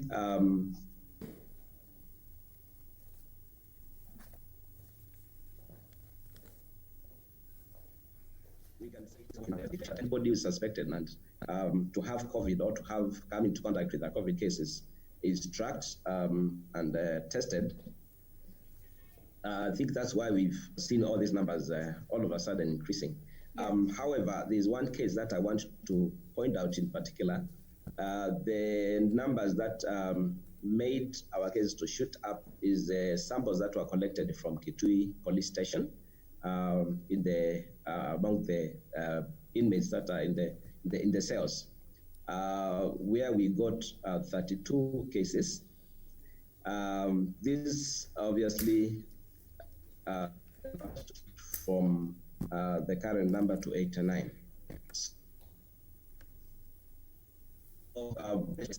We have been reported a few number of cases, but with 32 cases that were picked, which is very good from the cells, the police cells. That's why the number went up to 9.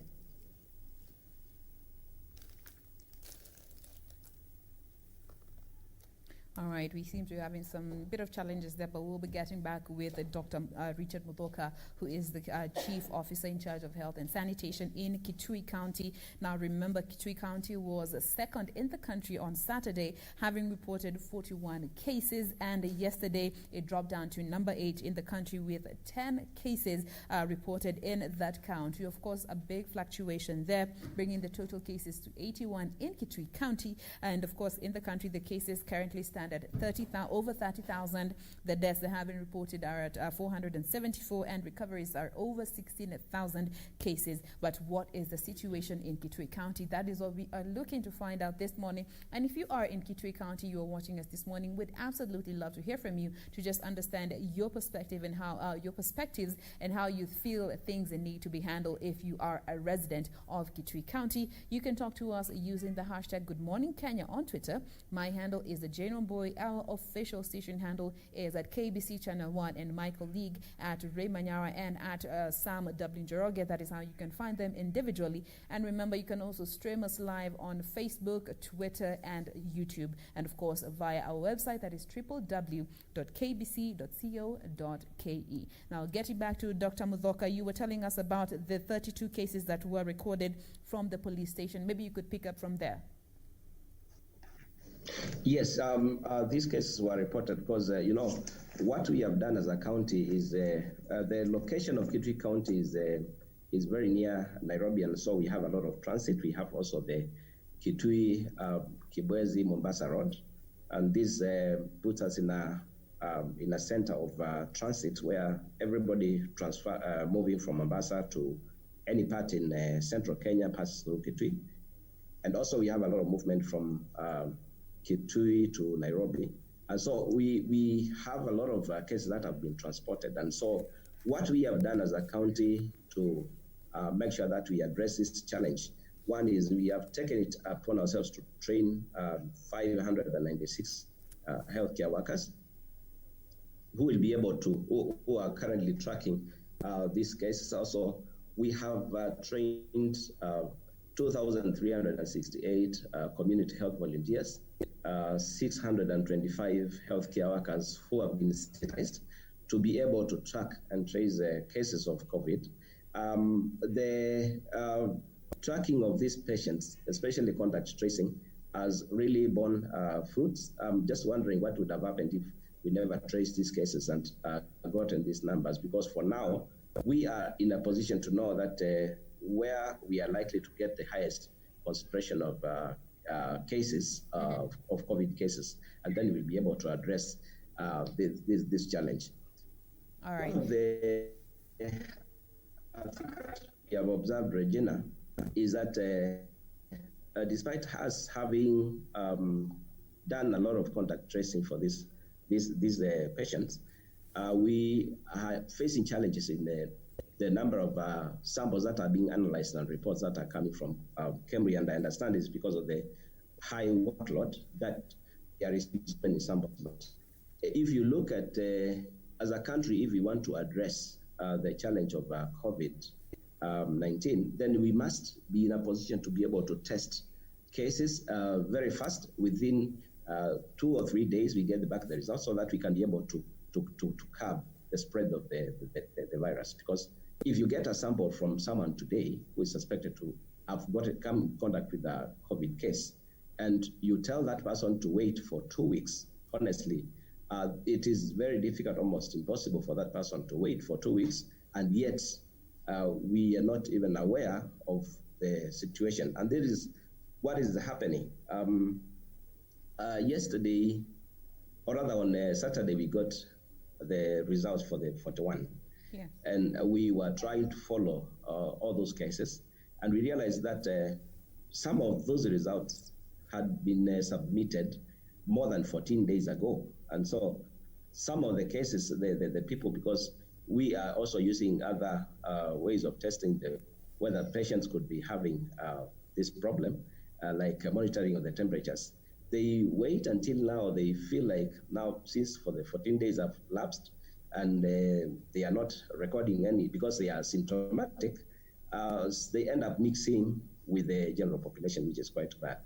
I think if we are to address this challenge, one of the things that we need to make sure that is addressed very fast is to make sure that the turnaround time for the testing in the lab is fastened, so that if you submit samples within maximum 2 days or 3 days, you get back the results. So you are able to know exactly who are the people who have been confirmed positive, and you're able to track and trace those people might have come into contact with a positive case.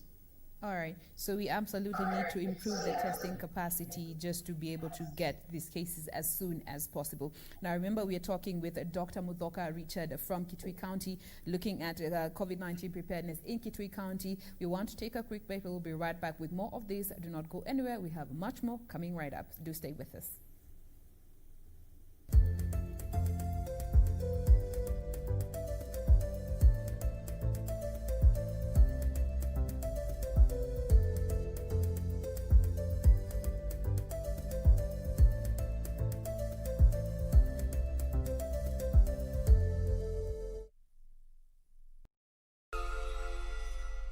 Tonight on KBC Channel 1. And there cannot be a better life partner for Ahankara than Sushi. At least this year I could see you on your birthday. I could do something for you. Son and I are going to meet the Emperor in the evening so that everyone learns what transpired 14 years ago.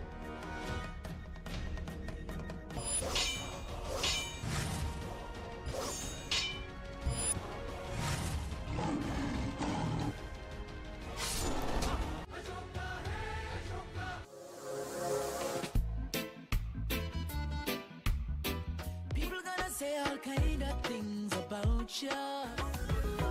With them on. When your booty got show me now. Baby, one time. Bossy baby, give me 2 times. Full 180. Crazy.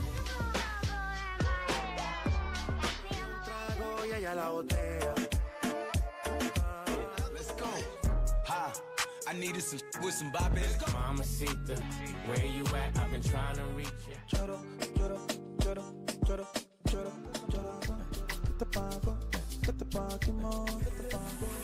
Katoto shepu awe, ayawe, ayawe. Tekenya katoto, kamini tekenya, tekenya.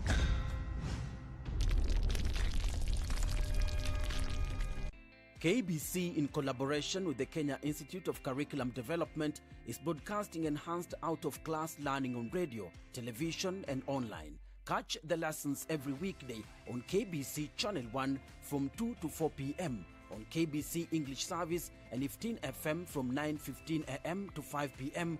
and Radio Taifa from 10 a.m. to 11 a.m.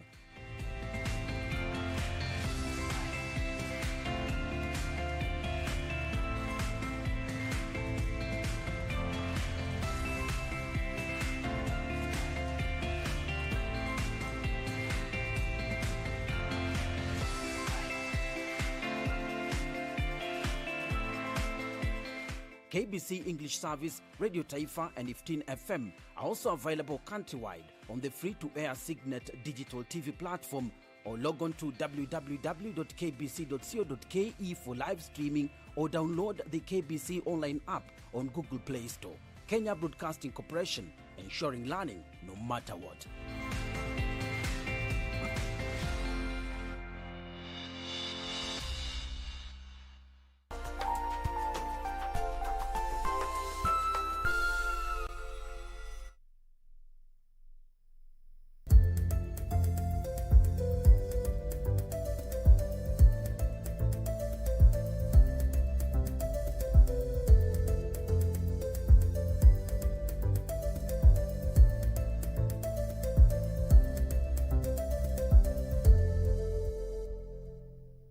Welcome back. Thank you for keeping it Good Morning Kenya. Remember, you can talk to us via our various communication platforms. The hashtag on Twitter is Good Morning Kenya. At KBC Channel 1 is our official station handle. My handle is at Jane Wamboy across all social media platforms. We welcome you to share your thoughts with us in regards to these discussions. So right now we are looking at county preparedness, and today we are looking at Kitui County, and we have with us Dr. Richard Muthoka, who is the Chief Officer in charge of Health and Sanitation in Kitui County. Now, getting back to the discussion, Mr. Richard, let's have a quick discussion in regards to the bed capacity of the confirmed cases. There was the 300 threshold that was recommended by the President. How are things looking in Kitui County in regards to the bed capacity?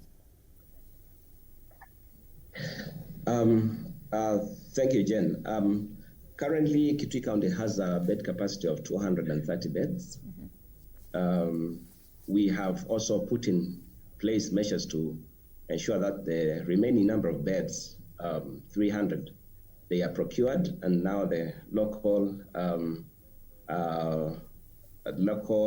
entrepreneurs have been given the contract to make the 300 beds. Yes. So in total, once those beds are delivered, we'll have a total of 500.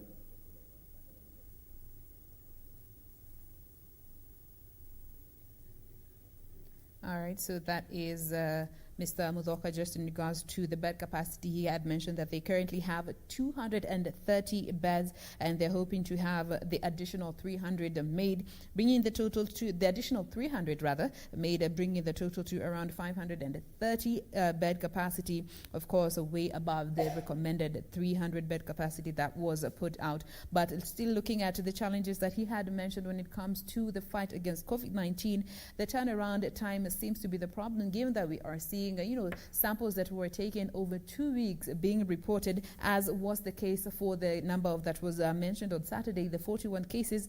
He did mention that there are some cases that were being reported that Saturday that seemed to have been tested. The samples were taken 14 days prior to this report. They're bringing the total highest number that was recorded in Kitui County to 41 on Saturday. That making Kitui County the second county with the highest number of daily infections on Saturday, and yesterday the cases had gone down to 10 cases, bringing it putting it at the 8th position in the country with a total of 81 cases so far. Now, Dr. Mudhoka, you are back with us in regards to this bed capacity. Maybe you can just finish up what you were saying in regards to the 300 beds that are expected to be made and brought into the county.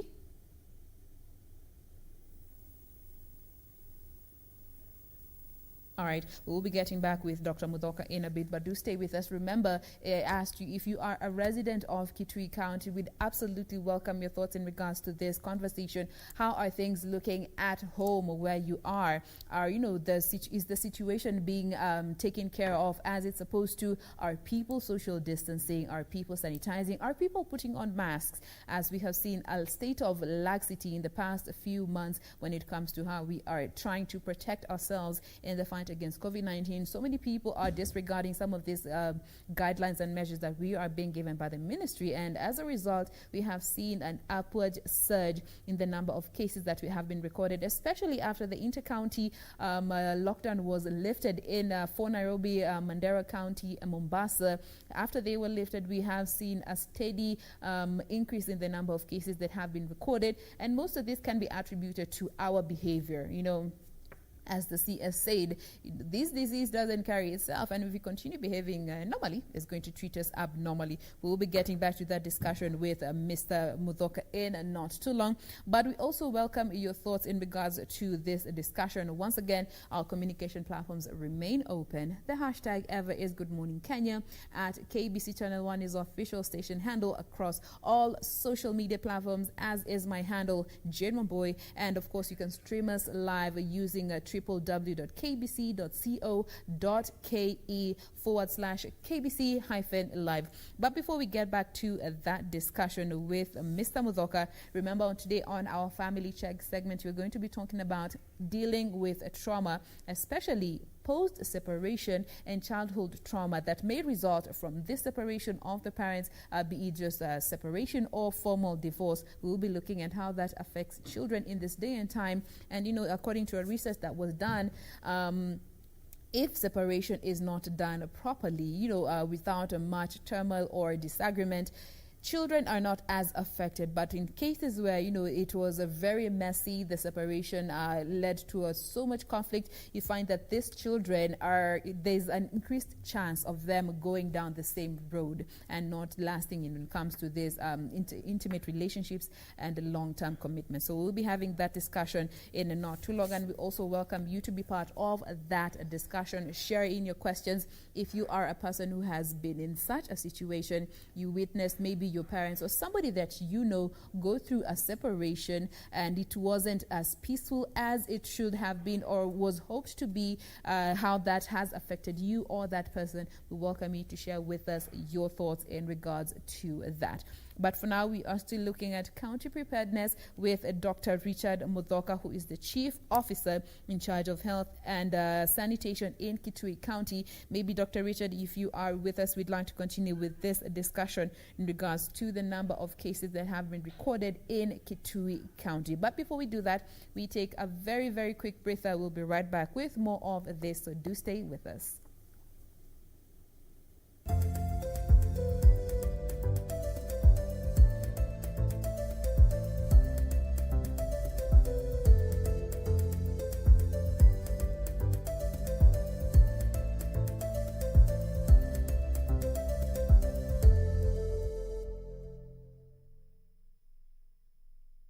All right, now we are back. Don't worry about this. Is what happens with live TV. Sometimes we have challenges here and there, but we do not give up. We make sure that we bring you the absolute best of Good Morning Kenya, and that is what we are striving to do every single Monday through to Thursday morning right here on KBC Channel 1. So we are back.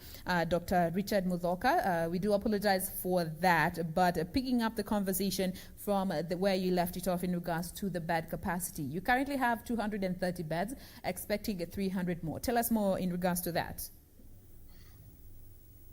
Yeah, thank you, Jen, and sorry for technology has failed us a bit. I was saying that we have 230 beds, and we have made arrangements to have another additional 300 beds, which will be delivered by close of next month. The numbers will be 530.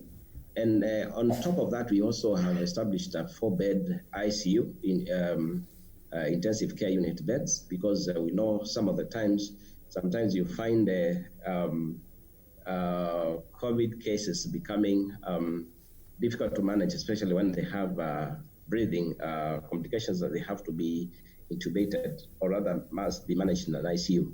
So those are measures that we have taken as a county. But above all, what is most important to me is the measures that have been advocated by the Ministry of Health through the guidelines that have been shared. We know for sure that COVID is here with us, and until when we get a vaccine, it will not be possible for us to live the normal lives that we've been used to. And so we still continue to advocate for the measures, social, physical distancing, sanitization, sanitizing our hands wherever we go out or come back, or in the office, or if we touch anything that we suspect might have been contaminated, hand washing, and more importantly also ensuring that if you have any signs and symptoms, you rush immediately to the hospital. It is our responsibility as a country to make sure that we take caution, make sure that we do exactly what we've been told to do, and also we consult if there is anything that we feel that needs to be clarified when it comes to management of COVID. All right. Now, before we get to close this conversation, looking at the numbers that, of course, you had mentioned that some of the cases that have been reported are imported from the neighboring counties. But when it comes to the increase that we are seeing in the number of cases, can this be attributed to the lax state that we are all resorting to as a people, not paying attention to masking or social distancing or sanitizing? Is that the situation in Kitui County? Jen, I will not say that that's the situation, because even as we talk now, for sure I can tell you, as a country, we don't know how many COVID cases we have, because people are moving freely. There's a lot of interaction, and remember, COVID is an airborne kind of disease. It's also, you can contract it by touching contaminated surfaces. So until that time, when we are able to test almost every suspected case, is when we'll be able to know the exact prevalence of COVID. And so to us, I can say it was an eye-opener when we decided to go to the police cells and also test cases. We were able to, actually we were shocked that so many people can be in police cells, and yet they contract the virus, and nobody seems to know that these people had the virus. So what also we need to do is through the Ministry of Interior to advocate for the ministry to make sure that people who have minor offenders, they are not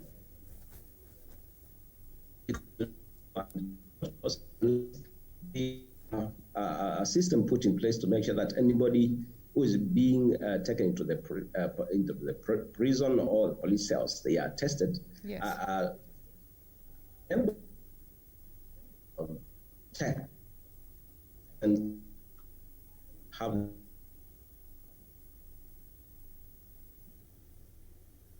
All right, still some bit of challenges there, but don't worry about that. We'll be getting back with Mr. Muthoka. He's still there, just the signal is not as stable, and we do apologize for that.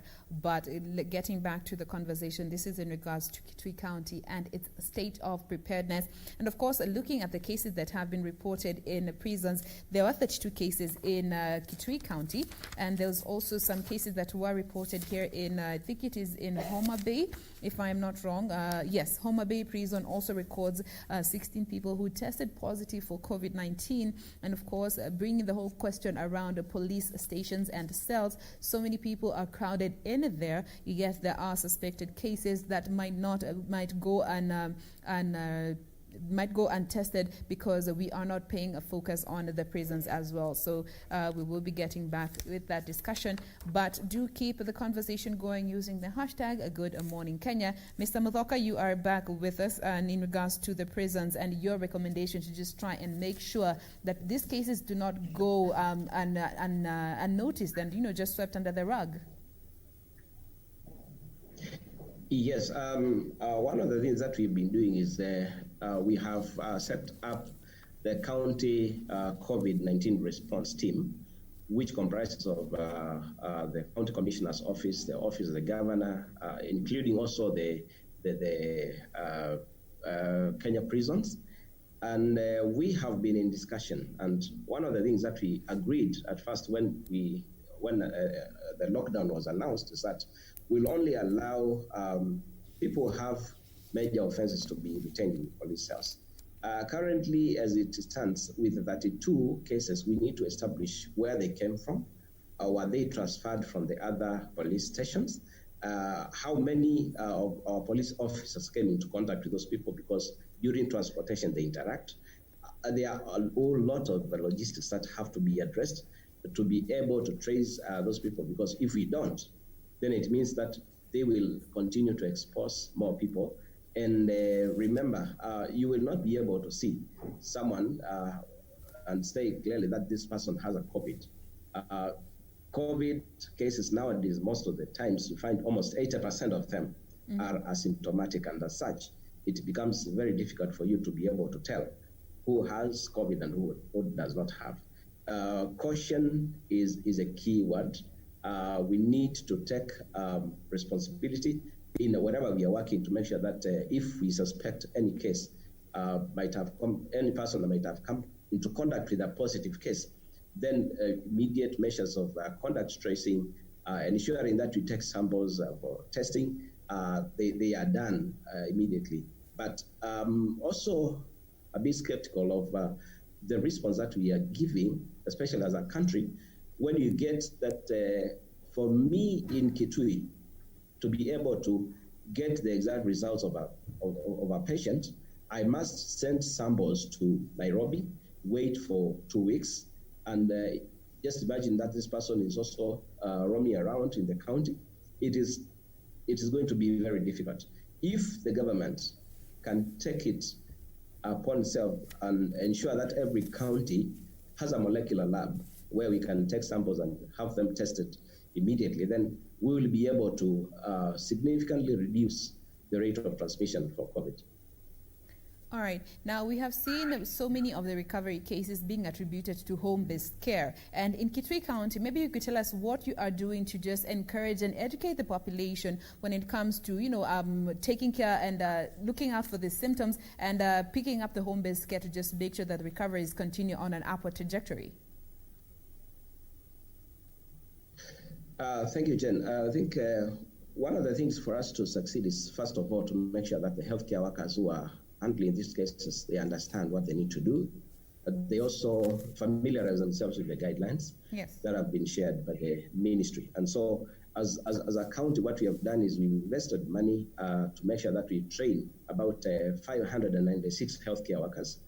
Out of these, they are able to visit the patients, they are able to make assessments in terms of where the patients are staying, whether they can be able to live without infecting other people within the environs.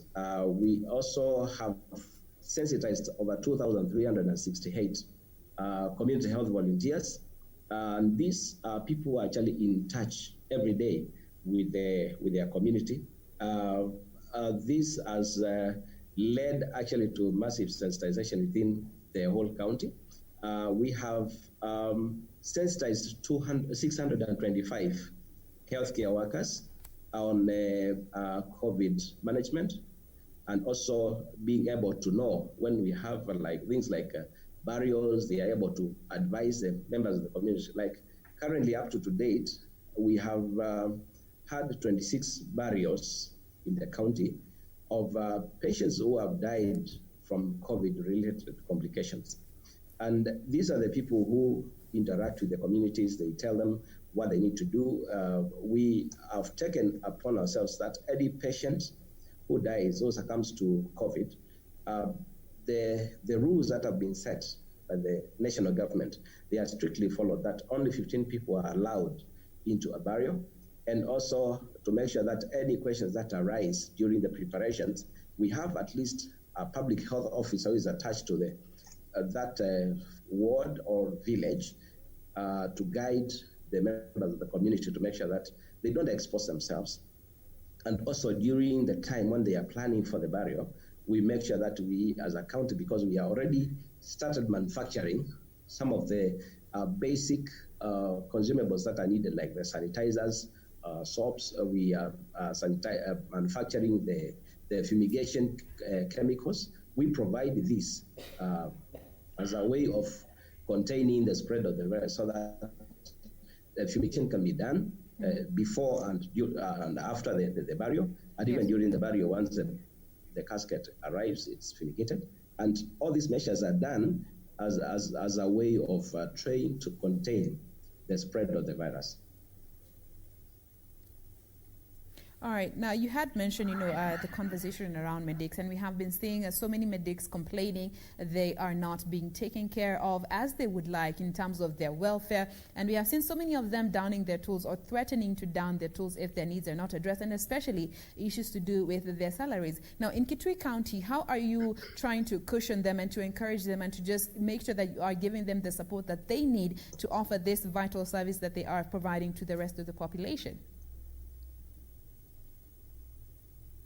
Jen, that is a very important question to me, because even as we talk now, the healthcare workers in Kitui County have gone on a strike, and this is coming at a time when you've reported such a huge number of cases. Doctors, nurses, or the healthcare workers have actually gone on strike because why? They have not been paid their salaries. I agree with them, because it's the right of what is rightfully theirs. We as a county have not yet paid our healthcare workers because of the impasse that has been there between the county assembly and the executive, whereby the county assembly has not approved the budget, and this has put us in a very awkward situation, because you find when you've not paid healthcare workers, and at the same time you're asking them to take risk and expose themselves.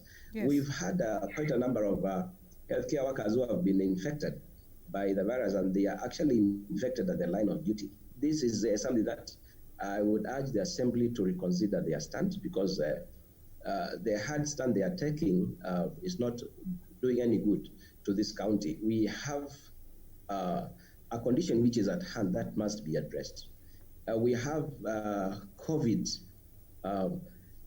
cases that have been already diagnosed that need to be treated. they need to be, some of them need to be hospitalized.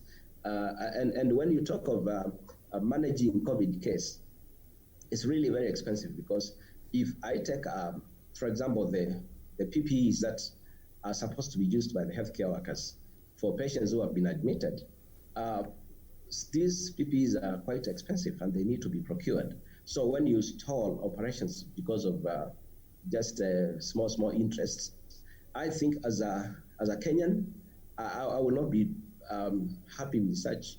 And also, generally, the public is panicking, because when you find in a county that has already reported 41 cases on Saturday, and on Sunday we report 11 cases, those are whole 52 cases, Jen. And you want to tell me that we are going to continue like this without having doctors to manage these cases, having nurses who are putting their lives at risk every day to manage just because someone has not approved the budget? I think it is wrong. As Kenyans, we need to rethink our stance, our political positions, our political stance, because if it's something that is affecting the common man, it should be given a priority. As a county, we've taken upon ourselves that we must protect our people. But for us to protect our people, our doctors must be brought back. They must be paid so that we move without any conflict. The other thing is we all know that there's an interest that is there between the Senate at the national government level. Once that is resolved, I think there will be a flow of resources. And we are urging our members, our doctors, our nurses, and all the other healthcare workers to resume duty, knowing that for sure the money is there. It's only that there are things that must be put together in place before the payments can be done.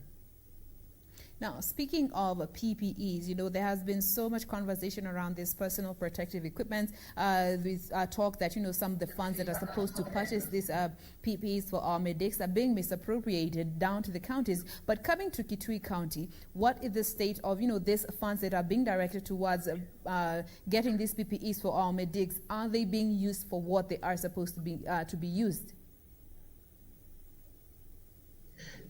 Yes.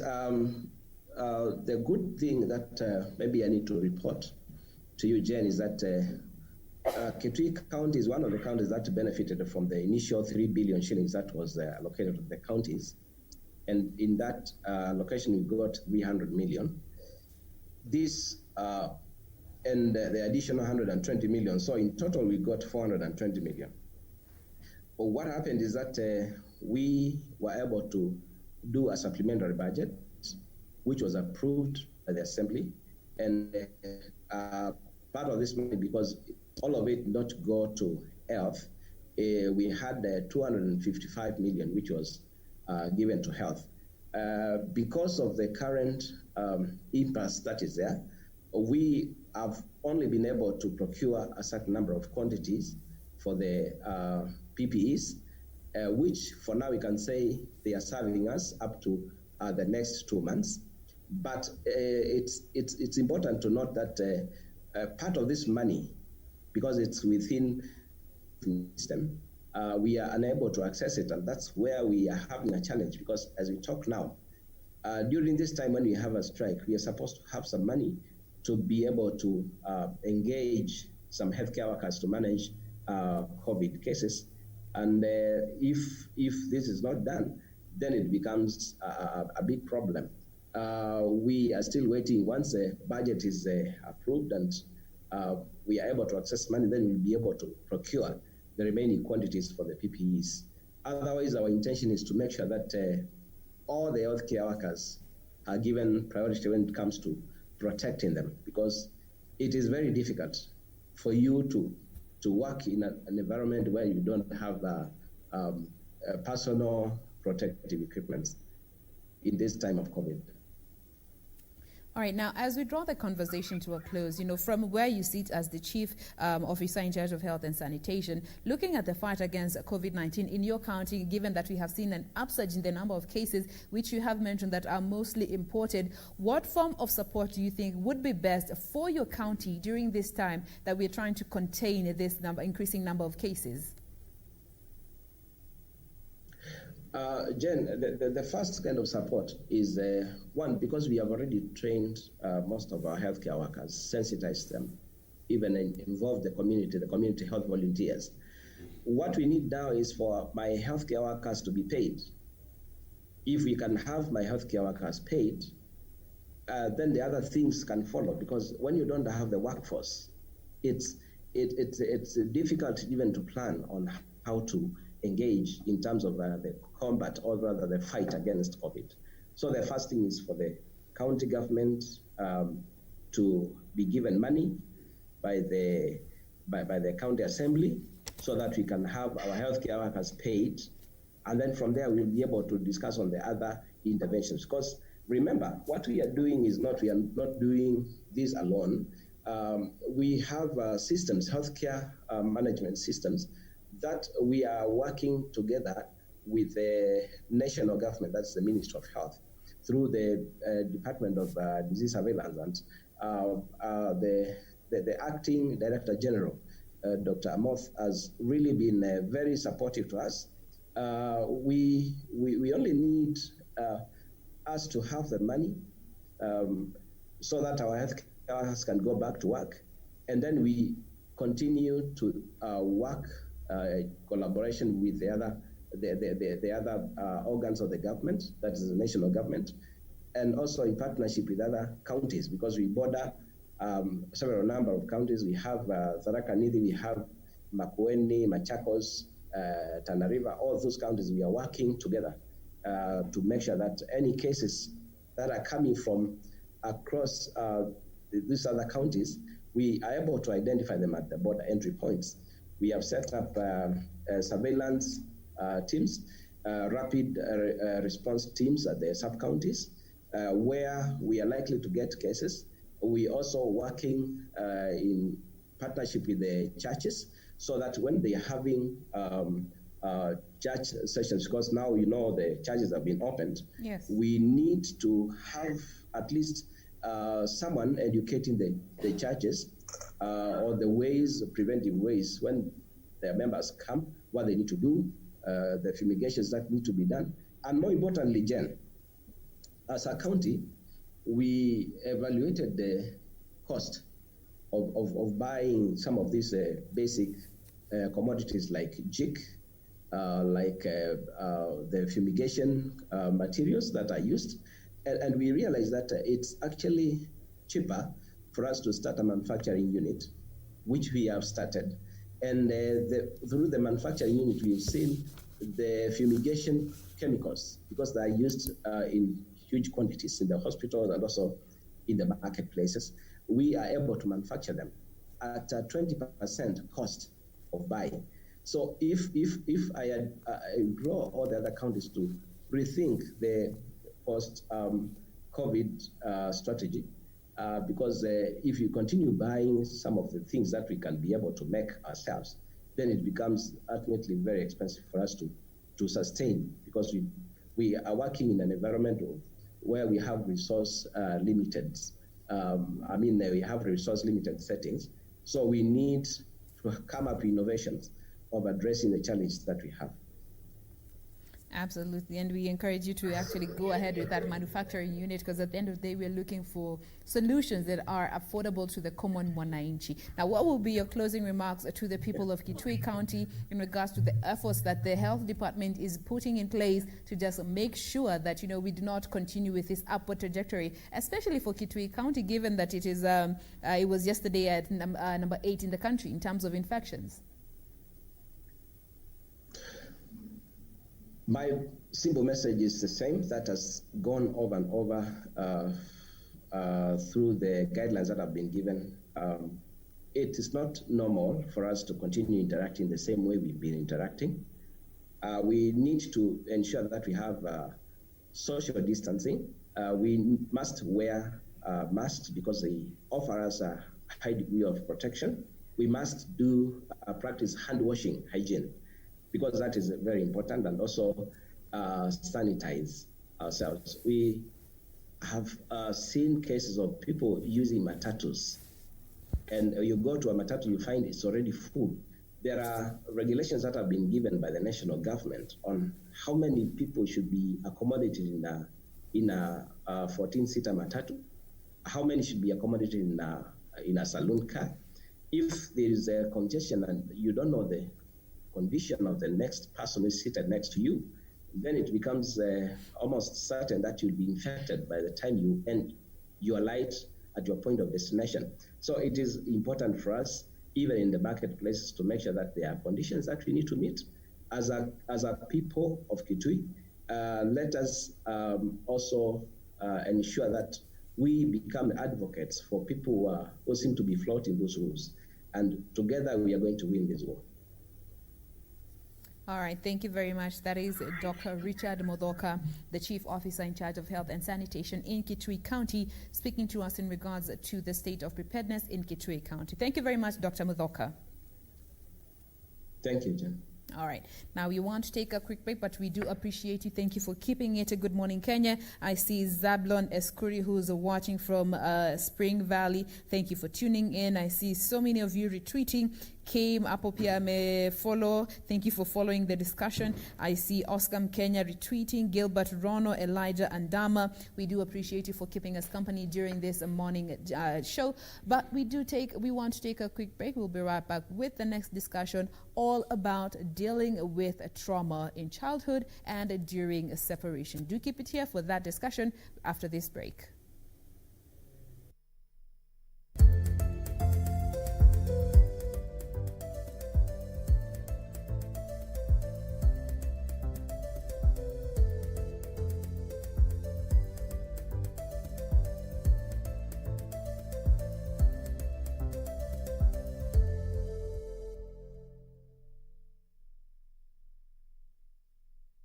You may be in the pit. You do not see how you could get out. But the good news is that you do not have to get by yourself. The Most High God is about to lift you out. He's about to turn the medical report. He's about to free you. He's about to open new doors, bringing new opportunities, new relationships. Kupata The Pit, bonyeza star 811 star 967 hash. Bonyeza star 811 star 967 hash.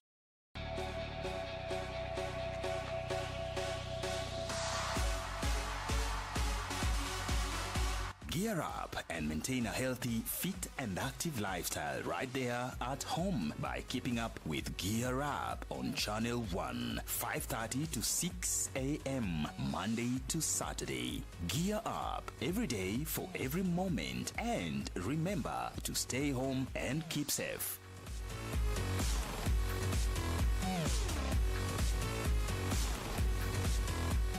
Tonight on KBC Channel 1. Alikuwa nadai nimtengeneze makopi zako zote. When? Juzi kwanza nilikuwa na cheki na wewe. Dad was your father. That's all that matters. It was enough when he was alive, it's enough now. Where do you want to find a replacement? Who here would still fight for this gym if Abasi offered a brand new 4x4 in his own Friday night fights? Whatever it is Abasi has on He has nothing over my head. You are taking the hit quietly. After everything we did to make it a success, to make it ours, you're gonna let him just come in and take half the pie? This is starting to sound like a lecture, and I am done with it.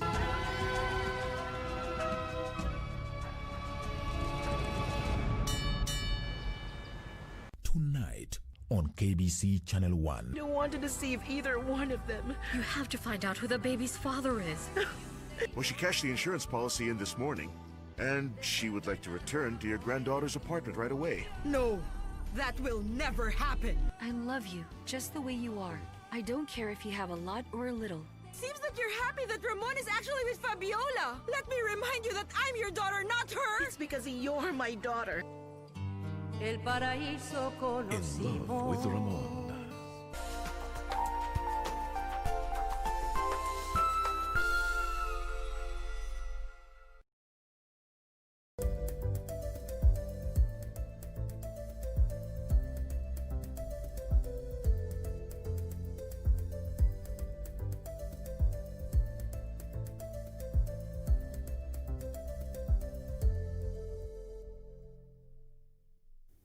Welcome back. I appreciate you for keeping it here on Good Morning Kenya. If you're just joining us, I am Jane Wamboy, and for those who are talking to us on our social media, we absolutely appreciate you. I see Oscar Kenya, James Kiveka Official. Thank you so much for retweeting us. Moses Tonui, thank you for keeping us company. Selector Arafat, I see you very active there on our social media platforms. Thank you for that. Kirui, Kitin, and of course, Mr. Ben, thank you for keeping us company during this morning discussion. Now, we want to get to our family check segment, and today we are talking about trauma and dealing with trauma, and more so trauma that comes from separation, and consequently what effects it has on the children during their childhood phase and how it affects them when it comes to long-term consequences of separation. And to help us with this discussion this morning, we have with us Miss Njoki Mwangi, who is a lawyer and also practicing as a family and marriage counselor, and also a co-founder of Stawi Wellness Center. Thank you so much, Njoki, for being with us this morning. Karibu sana. Thank you. Thank you for having me here. All right. Are you on social media? Maybe you could give us your social handles for our viewers. Njoki Mwangi, Twitter. Stawi Wellness. That's Facebook. Yes. And also Njoki Mwangi at Facebook. All right. Now, let's just, before we get deeper into this whole conversation about, the trauma that comes from separation and especially on our children, let's just start by understanding when we talk about emotional and psychological trauma, as is what is mostly felt in such cases, what does it entail and how does it manifest itself? So first, I'll talk about emotional trauma. Yes. It's any event that comes that is so unexpected that will kind of just disorganize your life. Trauma can come in various ways, especially in very unexpected cases like tragic death or even just death of a loved one. And of course, recently we are having a lot of, even COVID issue is a trauma by itself. Yes. Depending on how it's presenting itself. And of course, our topic for today on separation and divorce just disorganizes you emotionally, mentally, in all aspects. So that is what basically emotional and psychological trauma. And is there a difference when you talk about emotional and psychological trauma? So the psychological, everything psychological is mind. Yes. And comes to feelings also. So you can actually marry the two and say everything feeling and mental, everything that is affecting you mentally and emotionally adds up to psychological trauma. Okay. Yes. Now, we are seeing in Kenya, I was looking at some statistics that were done as of last year, and it showed that Kenya has a 10% divorce rate. Now, looking at this divorce rates and the rates of separation that we are seeing in the people, from just looking at a general overview, what consequences do you think this mostly has on the individuals who are involved? So first and foremost, just to highlight that 10% are the cases that are actually recorded. Yes. Those ones who have managed to go to court and it has been made final. So if we're to look at people who have separated or just decided they're divorced and moved on with life, yes, it means actually the figure could be much higher than that. So that in point also saying that if you're having 10% cases or slightly more, then how many families are affected? If you're having a family of, let's say, 3 children, yes, then you're counting that individual lives of 3 children affected. We're looking at the couple, and that makes maybe a family of 5. So looking at 5 individual lives that are actually affected. So it's not so much about the 10%, but people individually who are affected by this kind of effects, and how the transition on to life much later and how it is handled will affect how they move on.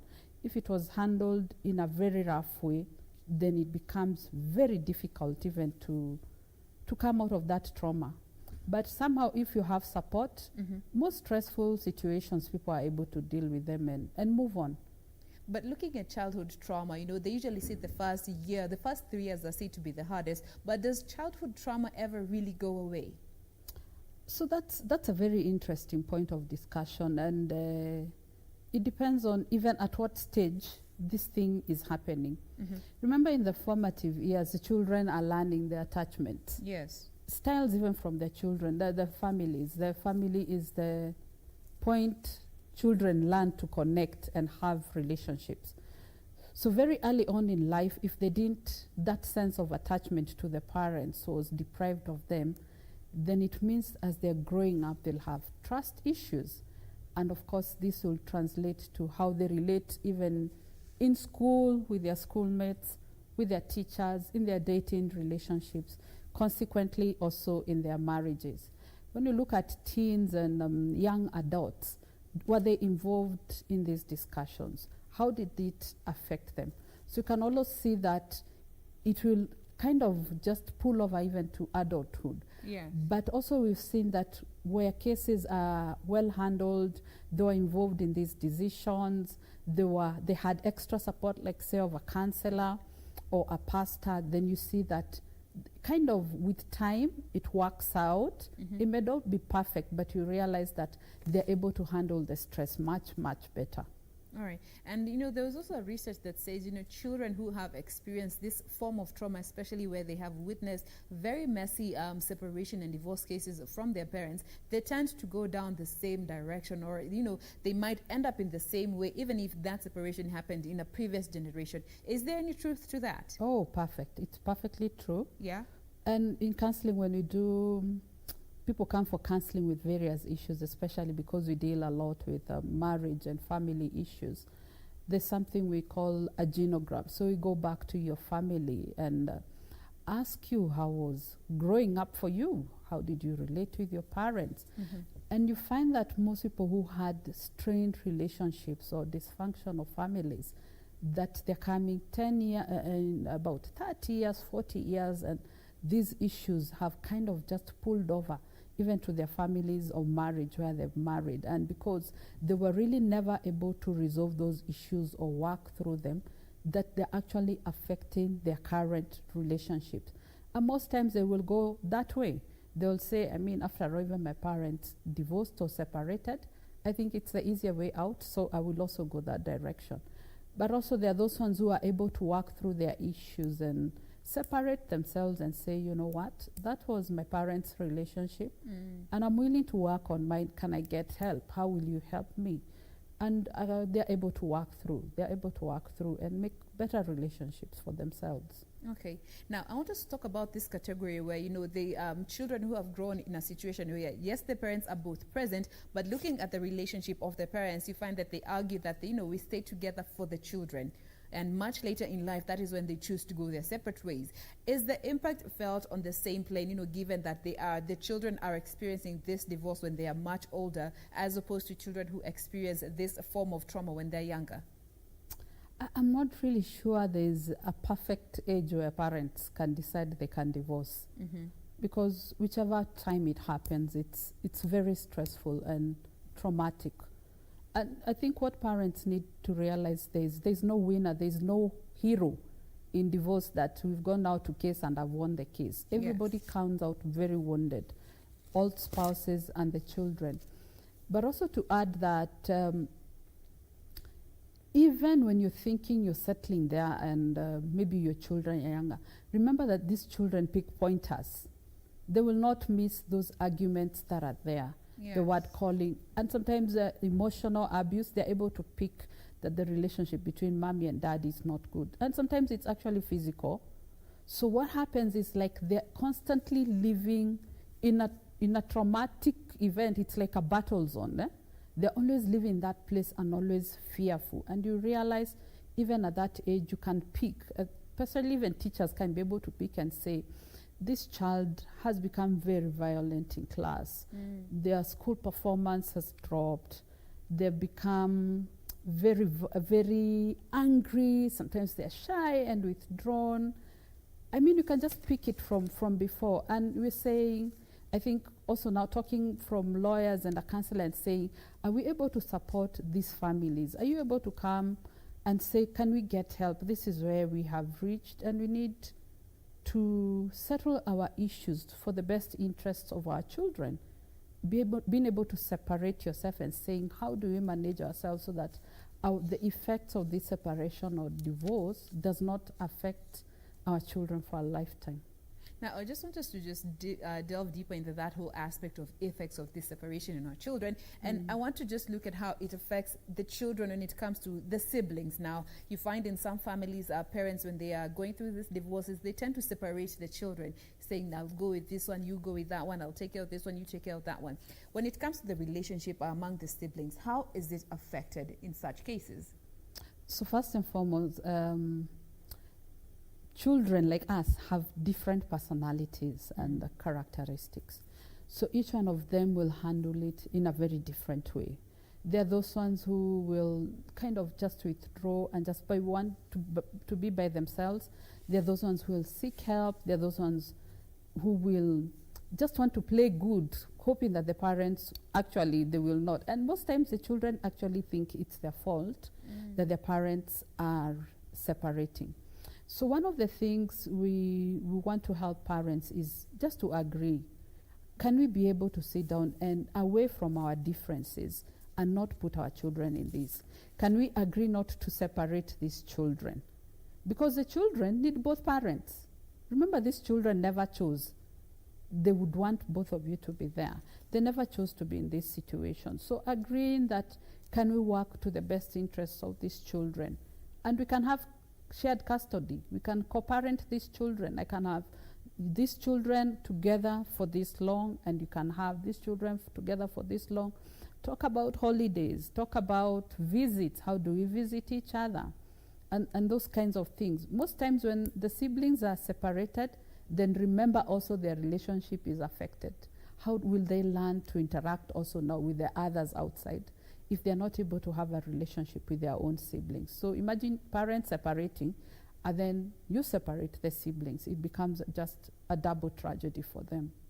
Now, also when it comes to the effects that come from as a result of this separation, when the parents involved are bad-mouthing each other to the children. Now, I saw a case, and this was a viral video that went viral on social media, on Instagram to be specific. There was this video of this lady getting her daughter back from the father. They are co-parenting.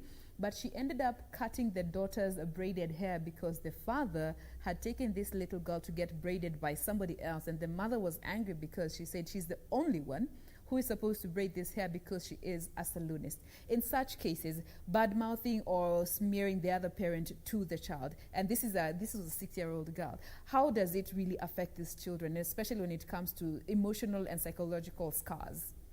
I think, Jane, that's, I think, the most painful thing a child can go through. I mean, they love both parents, and then you can't force a child to choose one parent from another one. Even no matter how bad the parent is, that is still their parent. Yeah. And you find in most cases when people are not agreeing, they make children take sides, which is quite unfair.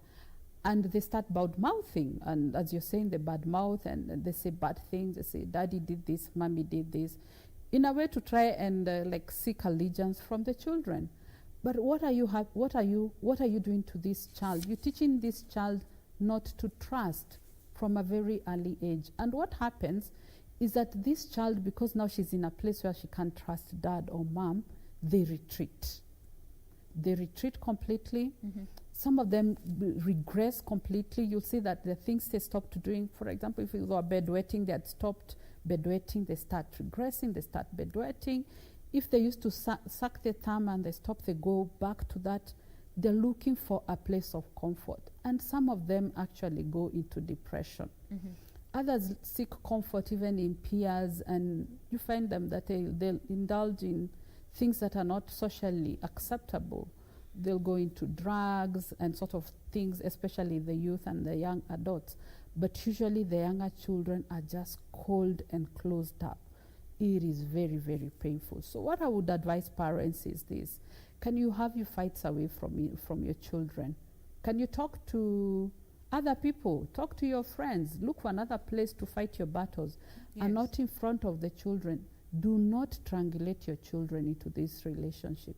Remember that there's a spousal relationship, but then there is parent and child. So it's, in essence, you're pulling your child to your marriage relationship, and they cannot handle that. It is too much to cope.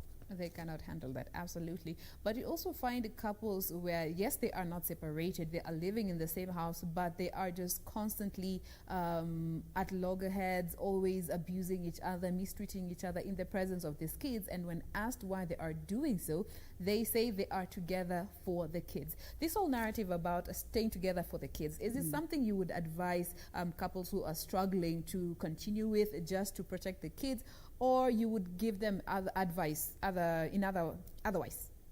I think we can look at it in two ways, and Yes. from my experience in counseling, I would say I've had both experiences where now from the perspective of a child, and some of them would say, you know what, it is better if we just lived with one parent and we were at peace. Then there are those ones who will say, somehow because we stayed together and we knew resources were limited, so by staying together, somehow our education was secured. So you find that sometimes parents have to sit down and really evaluate, are the things that are keeping us together, are they really real? And that is why we come in as counselors and we say, even in this space of separation, because you can separate as you're working your own issues, Yes. that actually the issues that we are fighting about are issues that can actually be resolved. And many are resolved during separation. You know, when you're just staying apart and saying, can we just figure out what to do with our lives? So many of them are able to work with a counselor and resolve their issues. And when they come back, they realize, actually we can work on this thing. But the unfortunate thing is that people rush a lot to divorce, and they're not able to solve the issues that could have easily been solved. So yeah, I say I could look at it in both ways. I'm not sure it really justifies. In the end, children turn out to be very, very angry. So as much as we're saying we're staying there for the children, remember that these children grow, and most of the time there's a pattern that this child will become exactly that in the marriage that comes. So how do you want your child's life to be defined? That is a question we all need to ask ourselves as parents, as we carry ourselves around our children. Now, there was a research that I came across that did indicate that, parents who are going through separation or divorce, they tend to become less supportive, less affectionate to the children. How do we help these parents not gear or rather sway to that direction when it comes to showing affection and being emotionally present for these children in as much as they are dealing with their own issues? Yeah, and I think most people are not able to understand the concept of the best interests of the child. And the Kenyan Constitution is very clear in the Children's Act in saying that whenever you're handling your situation, you handle them to the best interests of the child. But you find that people will punish the other spouse per se, or in quotes, by denying certain rights to the children. For example, if it's education, they were in a certain school and a parent who refused to pay school fees. Or if it was rent, and remember, by the time these people are separating or divorcing, incomes have already split. Yes. So you're paying rent for 2 houses, so of course there are already financial constraints. So being able to look at it and say, really, when I decide I will not give you money for school fees or for food, am I really punishing you as the mother of this child? Am I punishing you as the father of this child? Or am I punishing the child? And I think the answer to that question is, it is the child who is suffering. Yes. It is the child's life that has been affected. If they were going to a certain school, they change. They have to downgrade, and probably they are going to an expensive private school, and now the parent cannot afford. So you take them to a school they've never known.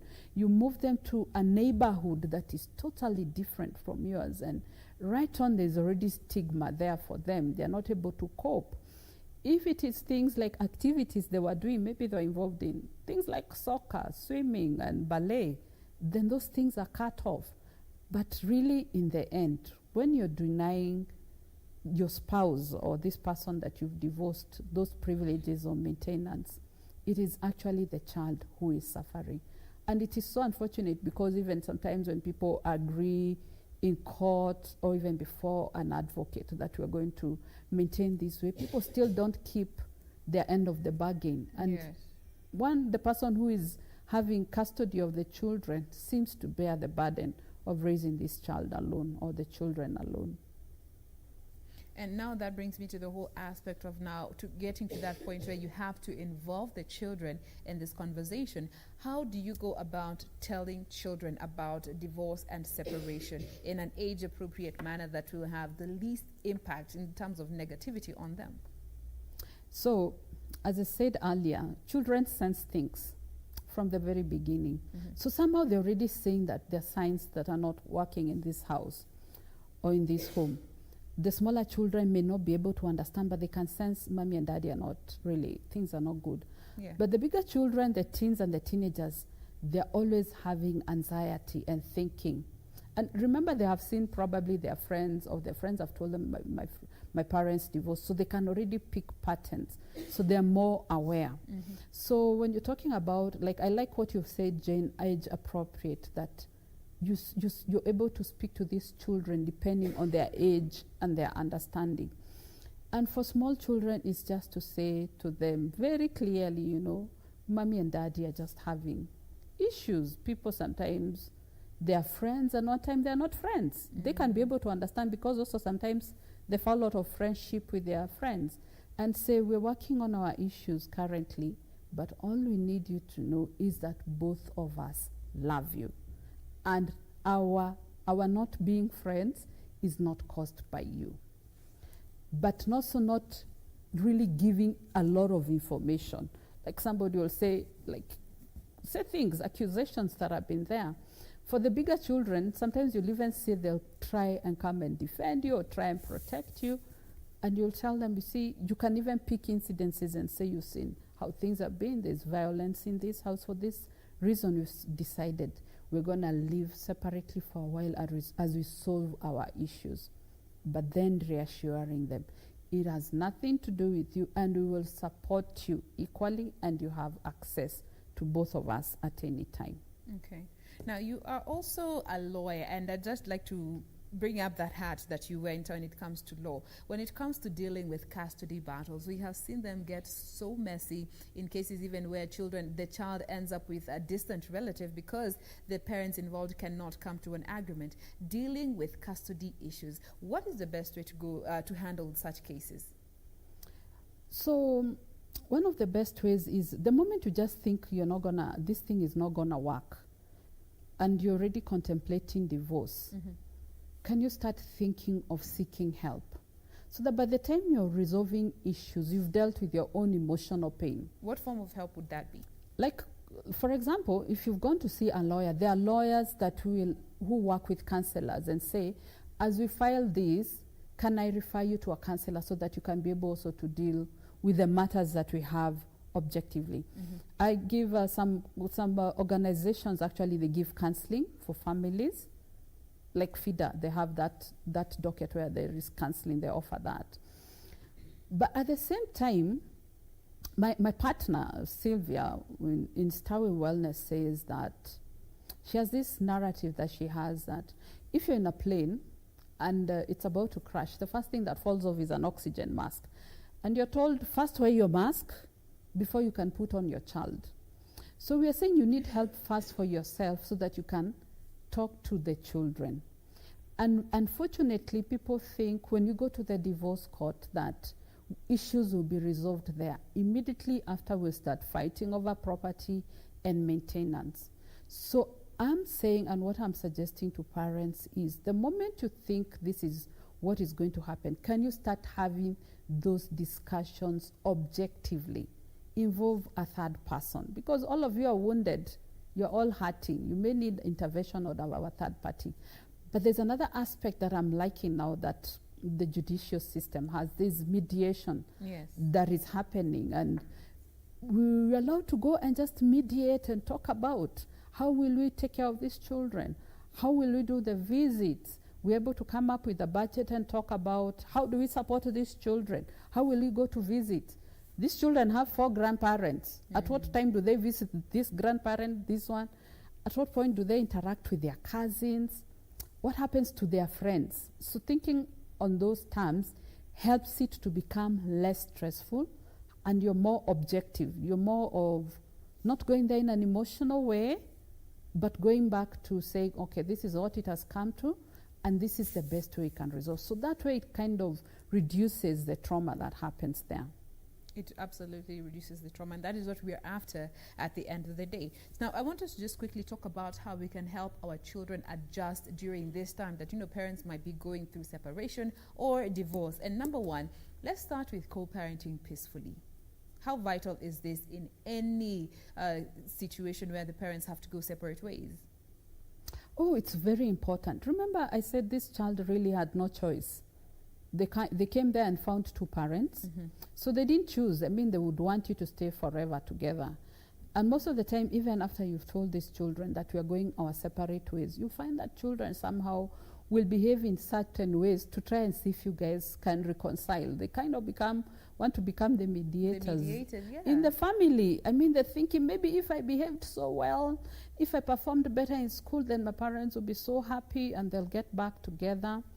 So just being able to remove yourself from emotionally dealing with the issues and saying, this child needs time to grow with daddy. This child needs time to grow with mommy, and talking about it very openly. Unfortunately, and I don't know why it happens, maybe because people have not dealt with the emotional pain, you see like people want children to take sides. So that actually works against them. But I have seen families that have gone through divorce and separation and are co-parenting very, very well. Very, very well. And children have conversations. They call the other parent every night. There's no interference. They take holiday. They plan things in advance. And that is a very mature way. And you see, like, these children, they grow up to be very different in the future. You can actually see the difference between these children who are well co-parented and the children who just one parent went with and they had no access to the other one. Now that brings me to now the other aspect or other way we can help children cope, and this is maintaining healthy relationships with both parents. How can parents just try and employ these even when they are not seeing eye to eye, they are angry with each other? How do they maintain a healthy relationship for the benefit of the child? How can they handle themselves? So what I can say is initially, because it's a very stressful thing, it is draining both emotionally, physically, psychologically, financially. So you can imagine everybody's emotions are very high. Running high. So if you feel that you're not in that level, can you, who else can you incorporate into this family conflict? Are there siblings that can offer support from both sides? Is it your parents now, like the grandparents, to these children? And even when I'm not able to pick these children, who can do it on my behalf until I'm able to resolve the issues that are just in my heart that I'm not able to? So being able to get support from outside the family, even if it's not a counselor, who else? You can even pick 3 people. You can say, this one can help me in this area, this one can help in this area, and help them. They're going to be your support for your family and your children. All right. Now, another aspect when it comes to helping our children maintain some sense of normalcy during this time, when it comes to discipline and being consistent with discipline on both sides of the divide. Because you find situations where one parent might decide to relax, and the other parent has to now be the, the strict parent, and the other one is the cool parent. Yeah. When it comes to being consistent with being cool and being also maintaining, discipline from both sides of the divide, how do they go about this? So naturally, even in families that are not experiencing separation or divorce, we have those kind of parents. One parent seems the tougher one, and the other one seems the cool parent. The cool parent. I mean, if I have issues, this one is the one I'm going to talk to, and they'll listen to me. So naturally, there's already that is happening, even in families that would consider normal. But not talking and saying, can we maintain routine as closely as possible in both houses? What routines are there? Can we agree on routines? And routines could even be up to, what are we watching? What are the sleeping times? What activities do we do together? Secondly, in terms of discipline, can we just have a card and agree this is the way things are going to be done. Because remember, in the end, you want to bring up a wholesome child. And interesting, children, even in our normal setting, they kind of want to know who is the easier one, and they will kind of break the rules over there.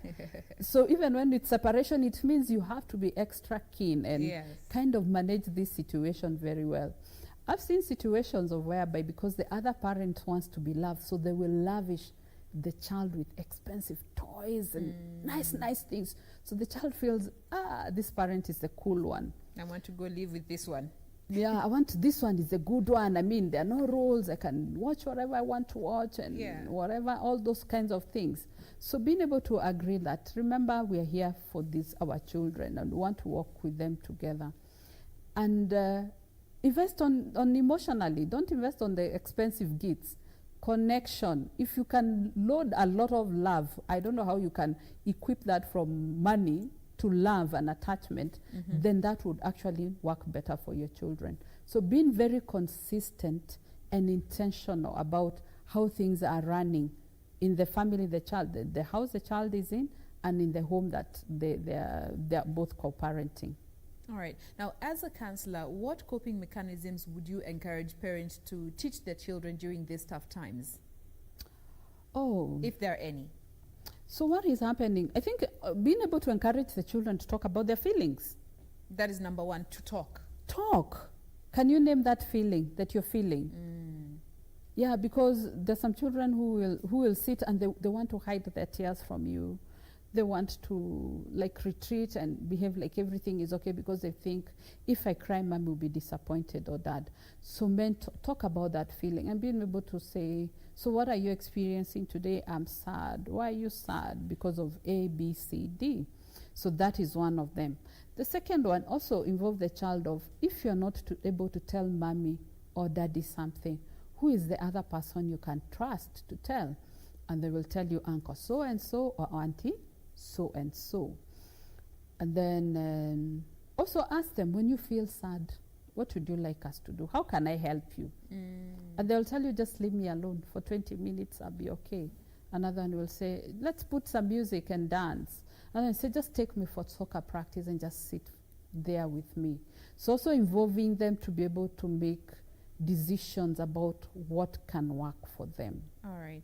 And when, things have gotten to the worst of the worst, and they have tried in their hearts of hearts to do all that they can, when it comes to seeking professional help, is it advisable to go that route when they have failed to come, or rather see eye to eye, when it comes to helping their children during these tough times? Any time is good time. It's better than nothing. So at whatever time you find that you're able to seek help, that's a good time. Especially for your child? Yes, any time is a good time. But the earlier the better. Intervention is the key. So at any time you start sensing there are things happening over here, seek time that. And then also, not all counselors are child practitioners or therapists. So being able to identify a counselor that deals with children and adolescent issues so that they're able to help them. Secondly, also being able to, and it kind of has a stigma in it. Sometimes even the teachers will be able to pick. And if there's a teacher in school this child is close to, you can have that conversation and say, we're having some issues. You don't really need to disclose. And this is the kind of support I expect. Maybe be a bit relaxed on my child, even if they don't finish their work. Call me and see how we can support them so that this child doesn't feel stigmatized and bullied from all angles. Yeah. All right, to make them feel safe in whatever environment that they find themselves in. All right, now as we close this discussion, your professional word of advice to couples who are maybe going through separation or divorce, and they have a number of children that are, having it harder than they are. What would you advise them this morning? So my advice would be seek help early enough, but first seek help for yourself. If you're able to have help for yourself, you're able to help your children. The second question is, what if my spouse doesn't want to come for counseling with me? You can still do it on your own for yourself and for your children. But also disclose these things to the children early enough. Let them not be caught off guard when people the truck is outside and people are moving out and you're being told we are going to a new home. Involve them in this process. But there's an issue because also people are remarrying after divorce. So are you also able to prepare your child and tell them now issues really didn't work and now I feel like this person who is in my life and we're going to live together, we're working on this relationship. As opposed to somebody moving in, just in, Uncle so-and-so I thought this was Uncle so-and-so, now he's moved in. Or I thought this is Auntie so-and-so and she's moved in. And this child has never had conversations with you. So they feel quite disoriented and they're wondering, is my parent being replaced? All right. Now that is the whole conversation about blended families, which we're going to be having very soon right here on a Family Check. But with that, that is all the time we had for today's discussion. Remember, we've been talking about dealing with trauma, especially that one that arises from separation and in the childhood phase of your children. And helping us with this discussion, we have been speaking with Njoki Mwangi, who is a lawyer and also a family and a marriage counselor and also the co-founder of Stawi Wellness Center. Thank you so much, Njoki, for being with us this morning. We appreciate you thoroughly. Thank you, Jane, for having me. All right, now that brings us to a close of Good Morning Kenya. Thank you so much for staying with us.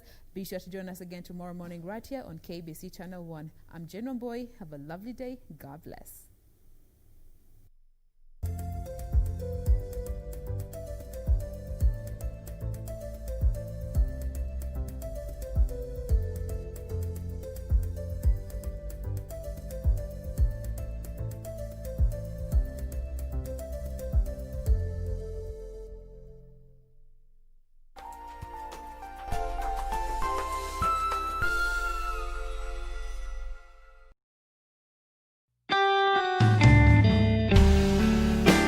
Hamjambo wa Kenya wenzangu, mimi ni prosecutor.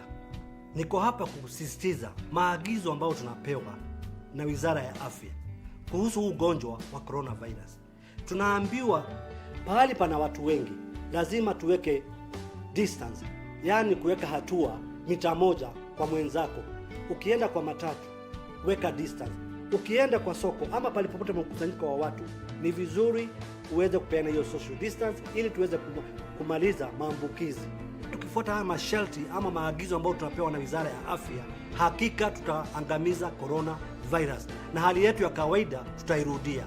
Asanteni sana.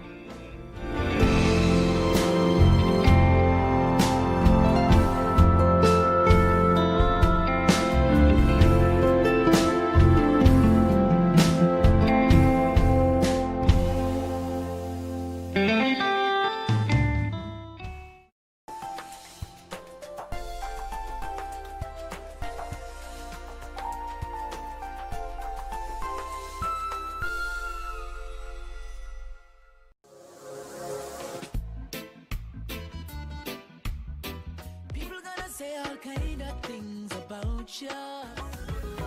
With them on, just shake up. Need to mush you and done to mush you. When your booty gon' show me now.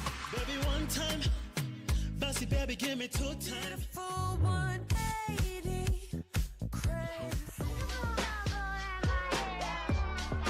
Trago y ella la botella. Let's go. Ha. I needed some with some bop. Mamacita, where you at? I've been trying to reach you. Choro, choro, choro, choro, choro, choro. Get the pago, get the party more, get the pago. Katoto shepu awe, ayawe, ayawe. Pequeña katoto, camini pequeña, pequeña.